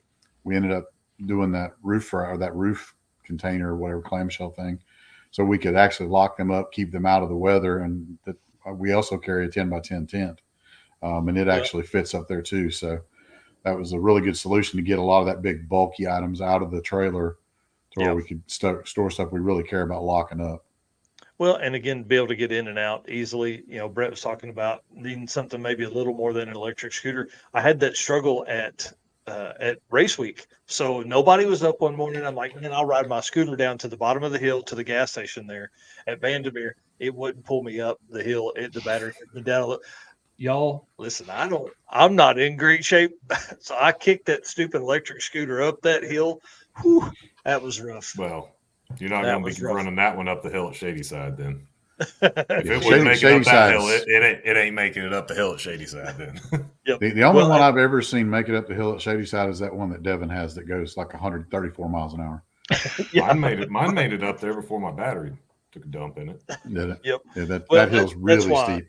Yeah, and that's why I'm thinking about the golf cart and what that means for 2024 and all that kind of stuff for us, because like my little Saturn that I drive back and forth to events, it gets 30-something miles a gallon. It won't pull a golf cart. It's too heavy. So, we're going to look at all that kind of stuff. But yeah, that's why your pickup bed makes a lot of sense. A turbo LS currently in the old truck with a 4L80 and a 390 gear. I mean, I could, tune that thing way down and run along the highway and probably get decent mileage and pull what would be a bed matching like mine, like you've done, to end up, being where I want to be and having something cool to drive around in. So I don't know. We're going to see what happens, but that's enough about me. Let's talk about you guys. So obviously you don't yard sell. I think that's probably the way to go. I think everybody needs to experience that at least for part of their journey in this drag and drive world. But it's a good lesson that should be learned. If you think you should, just try it once. You'll regret it. Just load all your stuff up that you're going to take to the track and just go for a track day like that. I'm so OCD that I took and chopped up a $1,500 decked truck system, that goes in the bed of a truck with the drawers. I had one that I chopped up with a Sawzall, and it's now in my enclosed trailer. So I have a full length drawer, the width of the trailer too. Nice. That we put, and I've got jacks on the back of my little enclosed trailer now that we run down with an impact that you can climb in the trailer and it doesn't flip. Kyle's talking about the trailer drawer system, but I've got a flip up table on the side of the trailer. So we don't have to carry a table anymore. There's been a lot of stuff like that we've done that we learned to be more efficient as we did it. It's just gotten, it's just made it easier and easier because, like I said, Kyle and I'm 54 and Kyle's 52, so it's a little harder on us now. And we're both pretty old and broken from lots of sports and other stupid things over the years. So the less amount of work we can do everywhere we go, we try to do that. Yeah, for sure. Well, guys, while we're all in here, I want to say to everybody that's at home, hit that share button real quick. We're going to start talking about tracks and their favorite racers and all that kind of stuff coming up. So let's lead into that. Of the events you guys have done, what has been the favorite track that you visited? As far as track surface, or are we talking about just aesthetics of the track? Yeah, just like your whole experience there. Bristol was really cool. I thought Bristol's was not prepped as well as it should have been for where we were, and there's kind of some weird things going on, like the guy on the tractor driving through the water box and spreading water all over the starting line. Right. I watched that happen a couple times, and that didn't make any sense at all. Bristol, I'd never been there before, and I've raced all over the Southeast, and that was a really cool experience. That's a really cool track. Everybody should go there for sure. Yeah. As far as aesthetics now, as far as the track you want to be at, if you want to go fast, is either Shady Side or South Carolina Motorplex. They're going to be on Street-N-Yeet. Perfect. Those are killer tracks for prep, and they always are. And Orangeburg's basically my home track, so we get to race there every weekend. Nice. Shady Side's about an hour and a half from me, maybe 2 hours. So a lot of stuff coming up for Street-N-Yeet is really local to us. But we race at all the tracks on Street-N-Yeet all the time. That's cool. What about you, Bret? I'm going with Bandamere. I've been there. That was the main reason for making that 2.0 trip happen this year, no matter what. That was kind of a bucket list track, and with it closing down, there was no way I was missing that. But aside from that, I'm Shady Side with Scott. Shady Side or Shady Side is just a cool vibe. It's a cool vibe. So last year it was earlier this year at the spring event. So we were there, and the famous Chris Story was there, and he was in awe with all his travels. He was in awe at what was going on at Shady Side, and it's cool. the Southern Grudge drag race scene is just, and the tracks that are involved in it are just, it's a different culture. It's a different vibe. It's really cool. That's awesome. I can't wait. I'm ready to see these, because that's what we've talked about. Anytime Devin's been on, he's like, it's going to blow their mind. You don't understand it until you've been there. It's different. It's nothing like this exists anywhere that I've seen. And a lot of it's because they're these outlaw tracks. And I mean, like I said, they're not sanctioned. They're nice tracks. They have safety protocols in place, just like anywhere else, but they're beholden to no one. And it's just kind of, there's some big money races that go down on any given Thursday, Friday. And so you can go out there and watch $50,000 grudge race, in the middle of Shelby, North Carolina, or Orangeburg, South Carolina. How cool. It's just, you might see 3, 4, 5 of them go down in one night. Wow. You think we'll have any of that on the Street-N-Yeet? I don't know. I mean, I think Bret and I already have we bet 10 chicken McNuggets on a path with choice of sauce, but yes. I'm trying to get Jeremy Tapscott to run for some money, but I don't think he's going to. Gotcha. Gotta call him out right now. Somebody tag him in the comments over there. Jeremy Tapscott. Yeah. Let's get him in here. We've been aggravating him pretty persistently now for quite a while. I hope he gets his truck finished. Yeah. I saw he was taking a nap in a hammock the other day. He was sleeping on the lift in a hammock in the shop. He's trying to get his truck done. Yep. I hope he can. I hope he can for sure. That'd be awesome. So besides each other here, so what are some of your other favorite racers or other favorite cars? So at like some of the events that you've been at. Favorite car has got to be Devin's car. Yeah.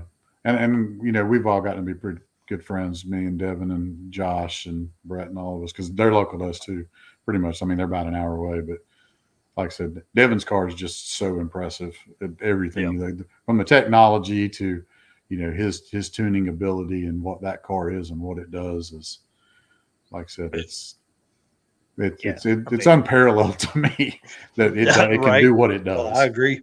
Yeah, his technology, his automation. all that stuff that he does is His really air incredible. His air jacks. Yeah. What about you, Bret? I don't know if I so much have a favorite. I like what I so much like about it is just the variety. You can go to a lot of tracks and go to a lot of normal track day events, and you see a lot of the same. Drag and drive, there's everything. Everything's a race car. There's a class almost anywhere, and it brings a lot of variety out. I like seeing the old trucks. I'm also a gasser fan, so seeing a lot of the gassers. I knew I liked you. Who was the guy at Drag Week, Mike, that had the mailbox on his carburetor? I know you saw that car. I can't remember the car or truck. It was a Ford pickup. Old like 50 something. Mm-hmm. That was impressive. It was a Ford truck, F100, I think. It was really cool, and they had just thrown that together, and that was their first Drag and Drive event. Was Drag Week 2. Yeah. Yeah, they were a fun. I think they were a younger couple, and I mean it's just really cool. It's like this early 60s Ford, probably, I would think. I mean, I know it's a Ford, but early 60s Ford trucks, I don't really know. But step side and just like a truck, man. But it had a mailbox as the intake. That was pretty cool. Yeah, when you can get me and Kyle to actually pull over and take pictures of your vehicle at a Drag and Drive event, it's probably pretty impressive, and we did. We stopped, turned around, and went back and took pictures of it. No, cool.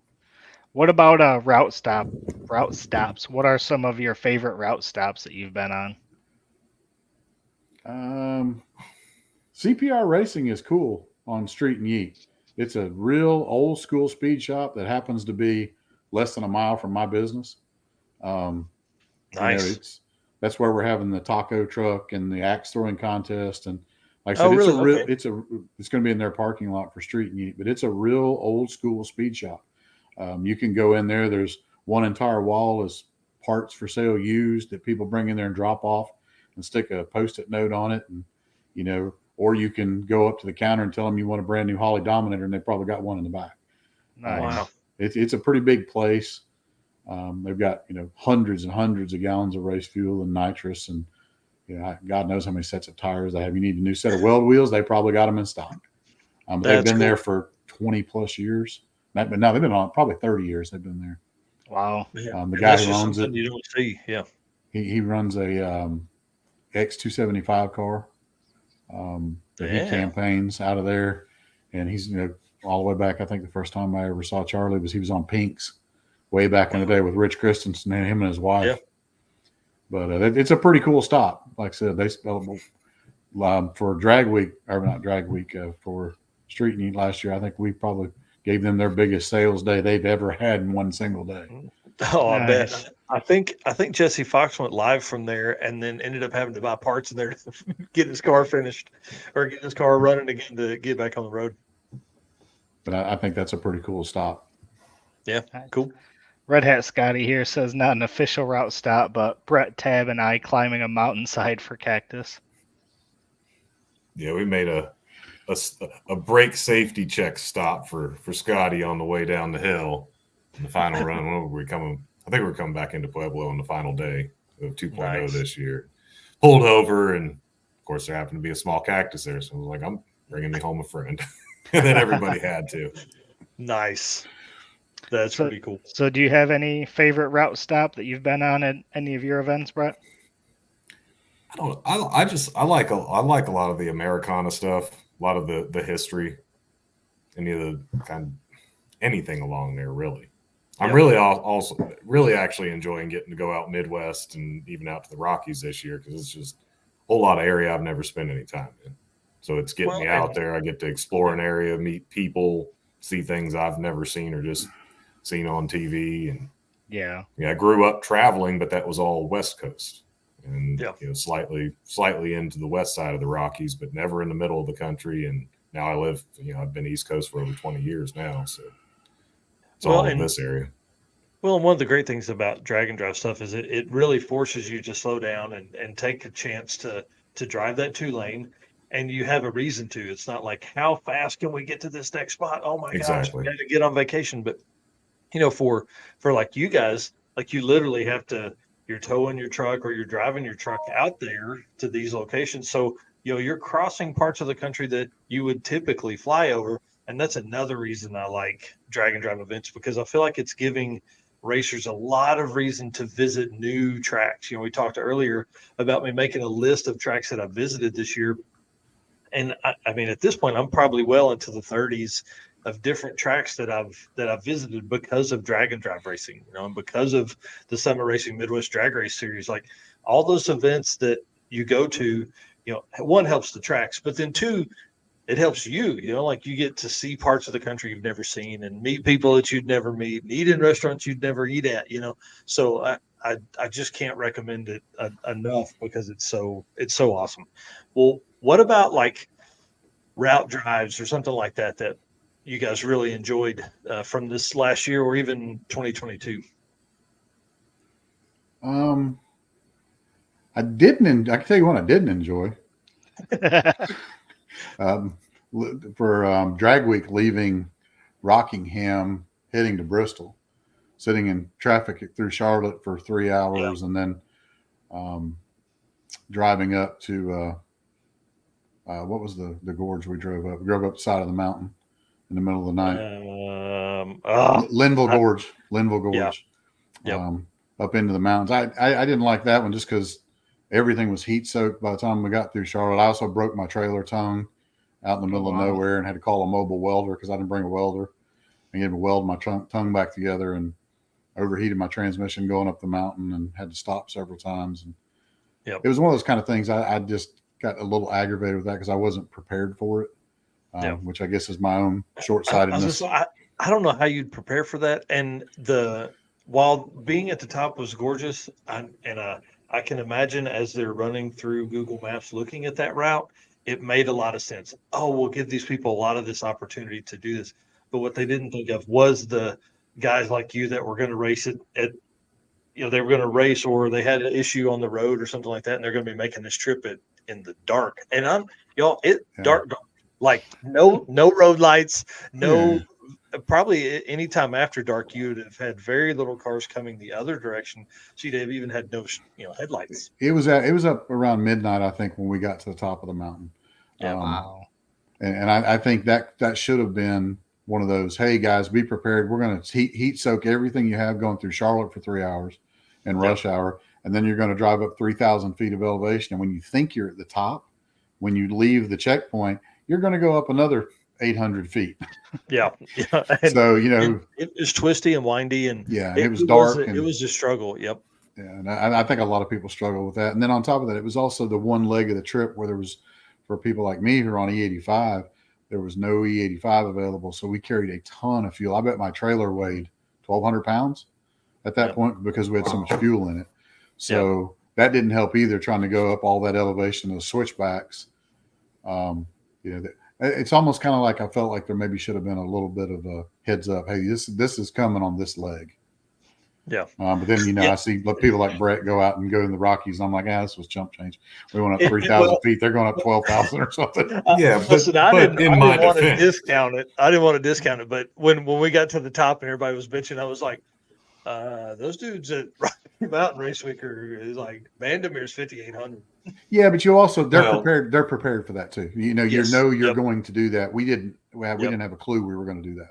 Yep. And I'm not complaining about it. It was still fun. Yeah. It was cool going up those switchbacks because I was trying to sling the trailer over every time we went around one of them. But it was like I said, I'll tell you, we ran it in the afternoon. We ended up making a wrong turn, went like 40 miles out of the route, and then caught back up with some cars and followed Alex Carella and Christina up the hill, which was cool. That dude was just on it the whole way up, driving he has a Fox body Mustang, had the big tires on the front. So, he's just cruising, man. Like we couldn't keep up with him. And we get to the top and it was gorgeous up there, and it was worth the trip, but definitely could have let people know, hey, listen, this drive today is going to be brutal, and you probably need to, get your passes done early and get on the road.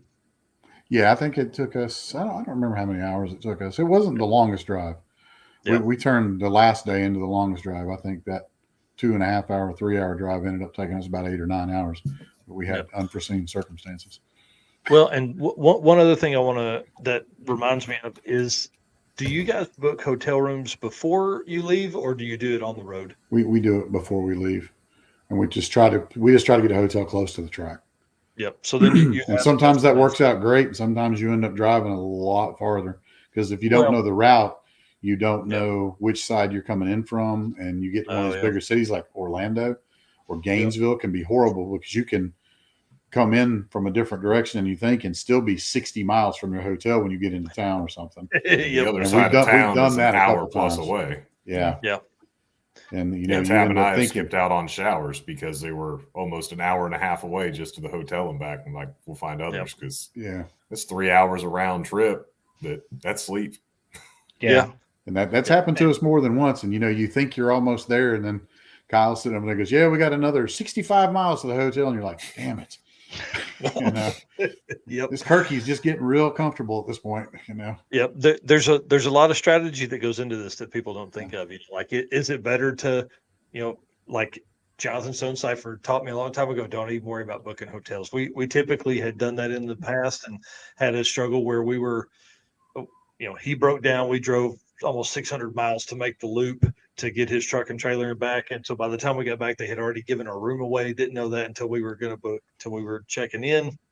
So then we had to find a hotel, to check into at 3:00 in the morning. So if we had known all that, if we had not booked the hotels early, or Wendy Martin booked the hotels early of 301 Streetcars, we could have gotten a hotel as soon as we got his car on the trailer. We could have found the closest hotel and checked in there, but instead we drove an hour and a half. So anyways, that's a strategy lesson for everybody. Like, do you set up the hotel, or do you wing it? And hope you can find one on Expedia at 4 a.m. At 4 a.m. I'm not even going to a hotel. If it's 4 a.m. and I'm looking, I'm just heading to the track. I'm gonna go sit in the bed of Bret's camper truck thing. I'm climbing my tent for a cat nap in the morning. That's right. Yep. Well, Bret, what about one of your favorite route drives? Probably one of the favorite was actually Ennis to Tulsa on 2.0 last year. Yeah. For the simple reason that, again, newbies to the area, we were warned Dallas traffic is hell in the morning. Yeah. So we were told, get through Dallas before 5 a.m. Tab and I took that kind of literal. We also knew we had a long drive that day. So we bailed out of there, found the state park around the corner, hopped the fence, went in and got some showers, came back out to the truck and hit the road. And we literally just drove all the way through the night, straight in, set up the tent at the track, and then slept all morning, which was actually nice because we got to avoid all the heat. We put the tent up in the shade and just chilled over there. But the stuff, just driving through the middle of Texas, in the middle of nowhere, in the pitch black, coming across weird buildings and lit up things out in the middle of just the countryside, and neon signs lit up. And we had Starlink go across in front of us. They were like 16 linked together, just wild stuff. Just something you'll never see again. And that probably ranks up there just for what we saw. There's not much cooler than a steering wheel and headlights and 65, 70 miles an hour and a rear mount turbo and a faceplated 5-speed. Yeah, I bet that was enjoyable. And it's funny because like when I'm in the old truck and I'm driving late at night, and like as you're doing that, you're like, man, how many people have sat here in this exact truck and done this? Like how many people? And mine was my grandfather's before me, so it's like I've driven that truck late at night. He's driven that truck late at night. Like all that stuff. There's just a certain point where that becomes really cool in your history.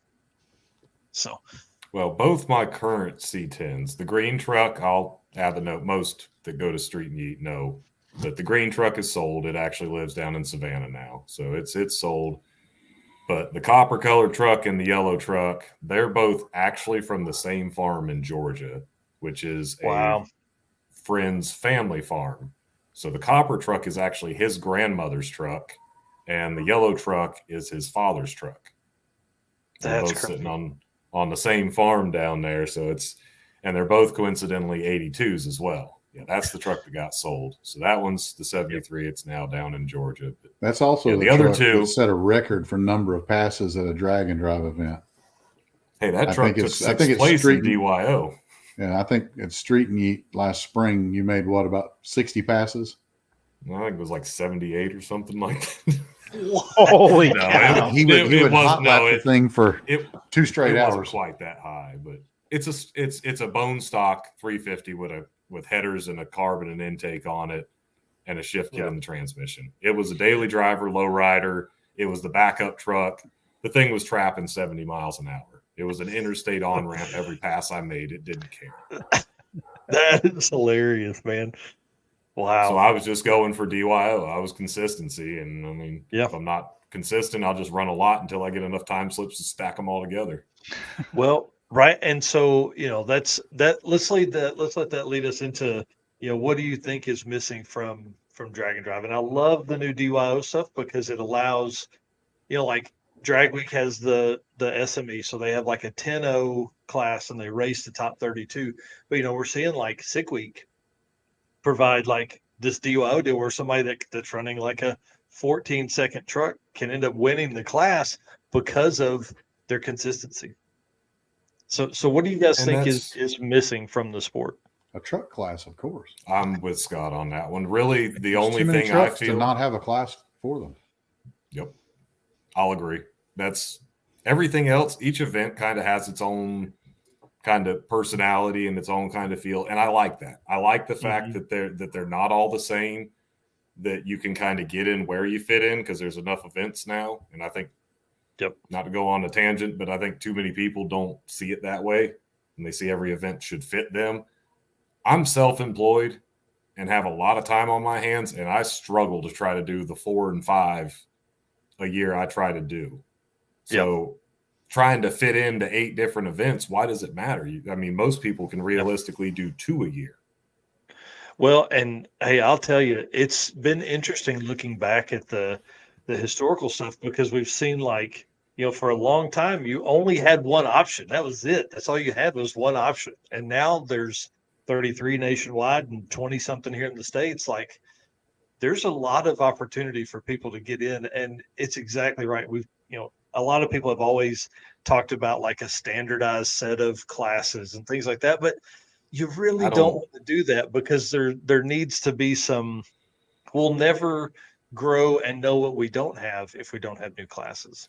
Exactly. And like Scott said, the truck class, that's really the only thing that I feel is kind of missing because there's a lot of support for full-size trucks out there. There's a lot of people running them. A lot of people love them. A lot of people that's me. I'm a truck guy. I've always needed a pickup bed for something, so that's why I've wound up in them. Yep. And the problem with the truck is even we can put all the same horsepower, the same everything in them, they're still pigs at the end of the day. And as gutted as mine is, when I came off the track at Bristol, I went across the scales and I was 4,015 pounds. Yeah. Coming off the track. Yeah. And I mean, look at the aerodynamics of that truck compared to like a 4th gen Camaro. Sure. Like, and that's, I think if it was, that is important. Well, when you look around, go ahead. Sorry. I was to say, when you look around the pits now, when we first started in 22, just our first couple drag and drives, I swear I didn't see this many square bodies and full-size trucks around.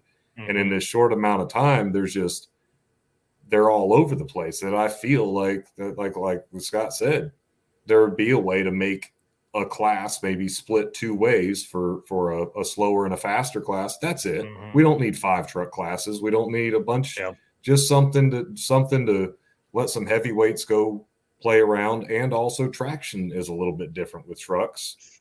Yeah. And it just kind of let some trucks go beat up on trucks. And like with my truck, it's hard, even though, my truck probably makes somewhere in the neighborhood of, I don't know. We've never dynoed it 13 to 1,400, turned all the way up maybe. But still at 4,000 pounds, I like to talk 8th mile times because, we live in the 8th mile Mecca. But, you throw my drivetrain in a Fox body that weighs 2,800 pounds, it's a 460 car. Yeah. And in my truck, it's a 520. It's right. But they don't want me to race the Fox bodies because I run a 295 tire, and the only reason I do that is because a 275 looks stupid on a full size truck. My truck came from the factory with bigger tires than that on it when it was stock. Nice. So it looks dumb with anything smaller than, like, the tires I run are almost 30 inches tall and they're a 295. They're 11 inches wide. But, they say that puts the Fox bodies at a disadvantage that are 1,200 pounds lighter than me. Well, and then, you start talking about suspension and stuff. I mean, obviously Brett's stuff is probably I would think all your stuff is leaf spring. Is that right? Yeah. Both his truck. Yeah. We're all still leaf spring, all leaf spring Caltrax. Yeah. So, I mean, like, and you compare that to what would essentially be a, 4-link in most any, G body or Fox body or whatever car, like, so it, again, because of your powertrain. Well, just in the picture that's on the screen right now, you can make old leaf spring square bodies hook. Because it's kind of obvious in that picture. Yeah. We can get some, mid 120, 60 foot times out of the truck before it starts, knocking the tires off. So it's not terrible at that. I won't complain about that. We're at a disadvantage there. It's just strictly weight and aerodynamics. Yeah. That's the problem for us. Yeah. So, we chose this life. We could have built Fox bodies like everybody else. So I can't complain a whole lot. Right. But you take a full size truck and you do the same weight and body modifications you do to any other drag car, and the thing is still 3,700, 3,800 pounds without even trying. Whereas that other car is 2,800 with all that, and sometimes even less. And that's where it just gets on equipment. You're leaning on your drivetrain harder to ask it to try to run the same ET. And it's just kind of fun wherever, I feel it'd be fun where us truck guys can kind of go pick on people our own size and play in our own sandbox. And, for the folks that are watching this or listening to this, let us know what you think about the truck class. I mean, obviously, I think there's a lot of ways around that, and Scott's put together a rule set that I think could make sense with a minimum weight. I think that is a genius idea on that side. Oh, yeah. And then, you could even revert to factory style suspension stuff, so you can't end up with like some back half pickup. That's where it'd be nice. Maybe keep a class that keeps it very factory-ish, just with a little more power, and then have a little more power adder full send race truck class. Yeah, that rule set I put together was more, I wanted it as simple as possible. Oh yeah. And the only thing complicated in there is that was written for basically Street-N-Yeet when we were talking about it, and we were concerned about having scales at all these outlaw tracks, which most of them do, but that could kind of throw a wrench into things. The way I wrote the class, because it's all weight based, with a minimum weight. And also, with that, I didn't want somebody coming out there with a chassis S10, that once again weighs 1,600 pounds and just dominating the class. That's not what the truck class would be for. That's why I threw the minimum weight in there. Well, and I think I even like full size stuff because I'm a full size truck guy. I mean, I like that a lot more than I do like an S10. S10s have their place. They work great, all that kind of stuff. But I prefer a little more room, especially if I'm going to be doing a drag and drive. I want some more space. I want a bigger bed. I want, all the extra amenities that come with that. Like if I needed to climb underneath the hood of that truck to keep warm while I'm waiting on parts to get to me, I can do that in those trucks compared to. I guarantee you don't put that minimum weight in there. Graham Hayes is going to show up with that orange S10 he's got, and we might as well all go home. That's exactly right. That's exactly right. Well, let's talk about some roadside repairs. You said you fixed the trunk or the tongue on the trailer. What are some other stuff that you guys have fixed on the roadside? And then we'll start wrapping this up. Well, the first Street-N-Yeet on day 0, I bent rods in my motor, and we put rods in it in the trailer at the track. And that was prior to this pass. So as you can see, we got it back running. Nice. I think we cranked it. We started at about 2 p.m, tearing it apart, and cranked it up at 3 a.m. on day 1. Yep. I remember watching that. You were posting photos of that quite a bit. Yeah, we tore the whole motor down in the truck in my enclosed trailer at the track on day 0. That's awesome. But it's, the first year at sick week, like I said, the truck was completely untested. And I think it was on day 2 at Gainesville or somewhere. I tried to put the trans brake on in second gear and smoked the high gear clutches in the transmission. So every day for the rest of 6 weeks, we changed the transmission fluid every day to just try to keep it going and get through. And the truck just got slower and slower every day because it was slipping so bad. But we made it through. And then at drag week, what ended up being a spark plug wire issue, a stupidity issue on my part, I ended up putting a whole set of injectors in and I took all the rocker arms off. I literally tore the motor down. It took us 9 hours on the final day because I kept stopping trying to fix a miss that ended up being a spark plug wire problem with brand new plug wires. So if you buy a set of MSD plug wires, custom fit plug wires, you have to use the little rubber bushing that goes in the coil end or it'll arc to the coil and you'll think you got cracked plugs and dead fuel injectors and you'll spend hours and hours trying to fix it when it's something that takes 30 seconds to put the little things on, which is what happened to us. It was a rough last day for us trying to get back to Darlington. And it was all just because of plug wires. We tore a lot of stuff apart. I say it all the time, but the problem is at the end of the week, your brain doesn't work right anymore. You're having a hard time. Everything is the end of the world. Oh man, this has to be something more than that. Well, and it creates an intermittent miss. It's the truck would and then it wouldn't do it for 10 miles, and then it would do it again. So you thought you had a burnt valve. I mean, there was just every scenario in my head that I could go through was what was happening. And plug wires was an insulator on a plug wire, a coil end was the last thing I would think of. And come to find out when we got back to Darlington, that's what it was. We figured it out. That's pretty wild. Bret, what about you, man? You've turned some wrenches on the road, I'm sure. Yeah, I don't really know the worst one.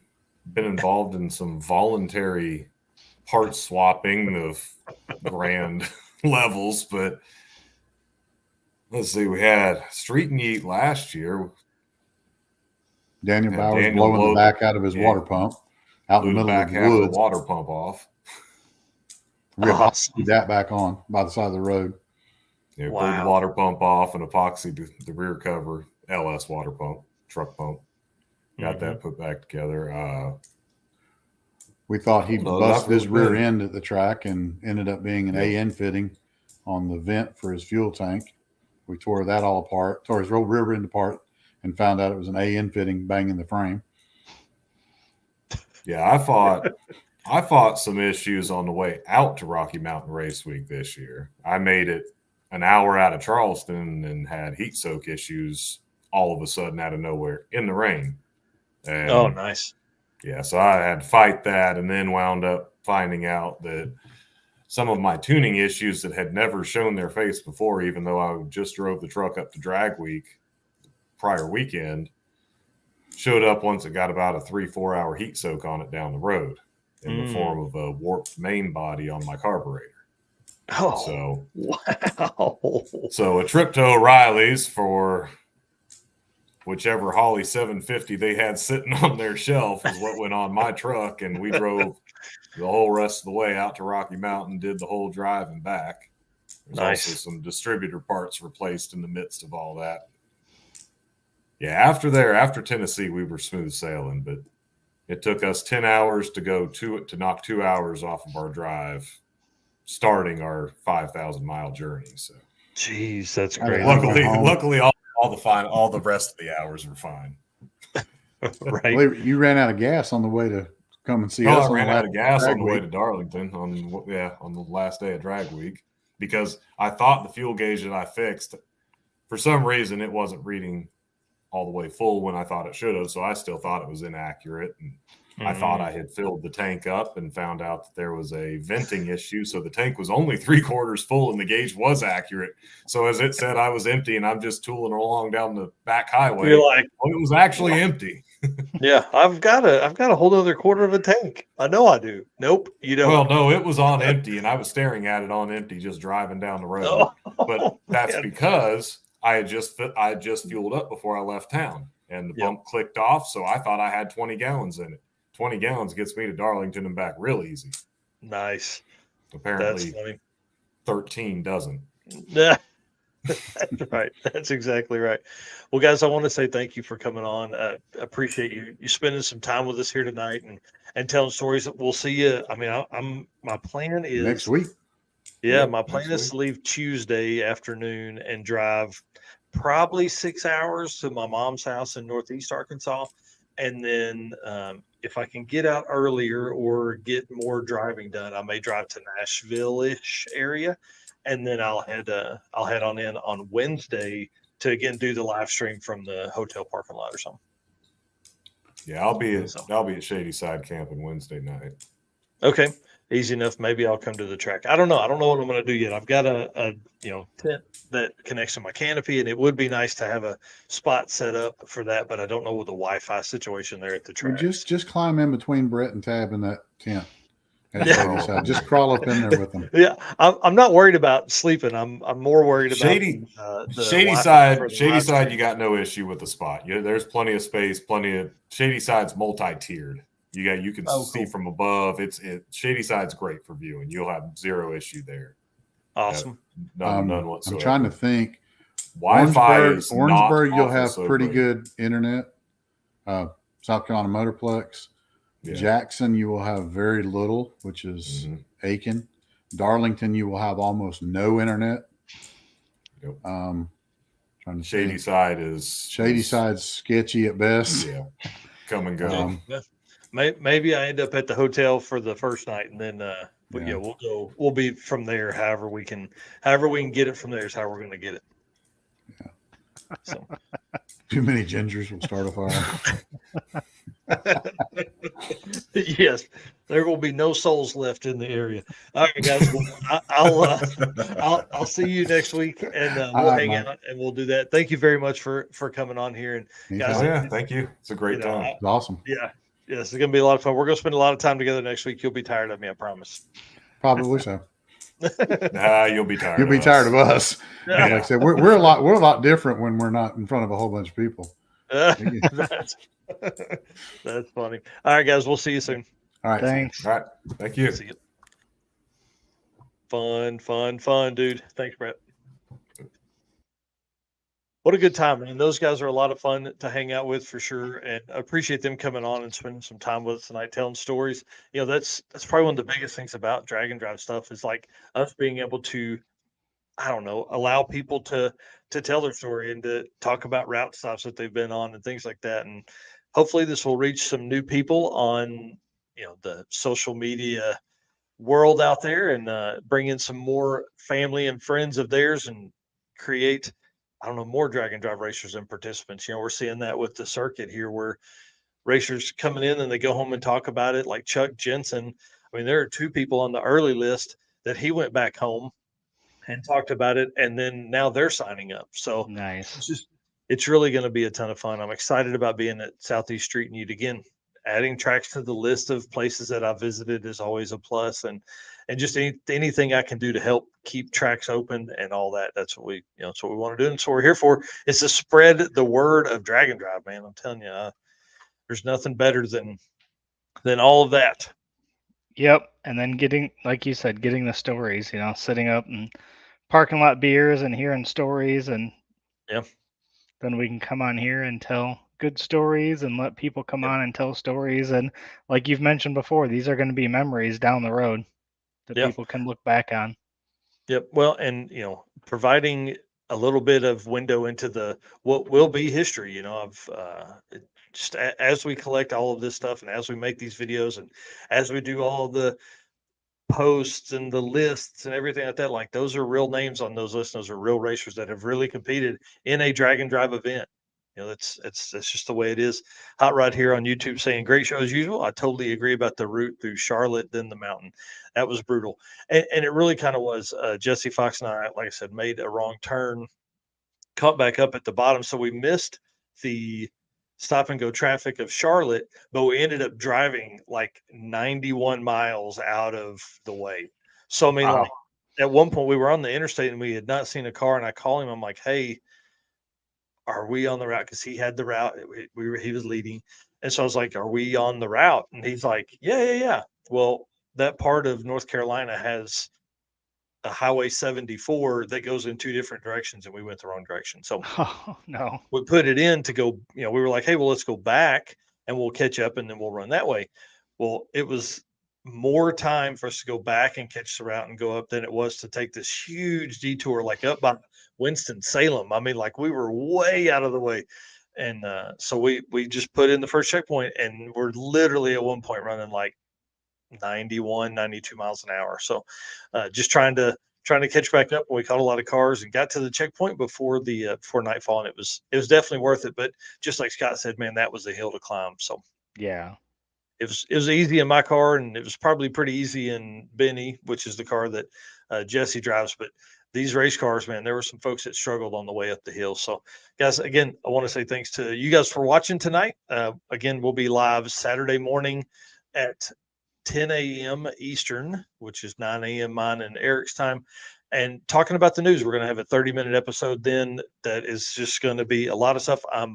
I have full intention, I was telling Eric this before the show, I have full intention of having the racer lists for quarter mile classes and quarter mile lists done by Friday for our Saturday morning deal. There's a lot of manual data manipulation I've got to do to finish up. So I'm going to work on that for the next 2 days. We'll go over those lists and what that means for the future and what that means for the past, as far as they relate to events and drag and drive racers and things like that. So we'll talk about those. And then we're going to talk about like the Southeast Street-N-Yeet. We'll wrap up the 8th mile class racer list. So I'm not even going to touch those. I've had a lot of people asking about those. I apologize for not having those up to date now. They will be up to date after Street-N-Yeet. There's no point in me doing all of that data manipulation now, trying to rush to get it done by Saturday. So we're going to cover those. We'll cover all the quarter mile stuff. Then we'll cover 8th mile stuff the next weekend from Southeast Street-N-Yeet.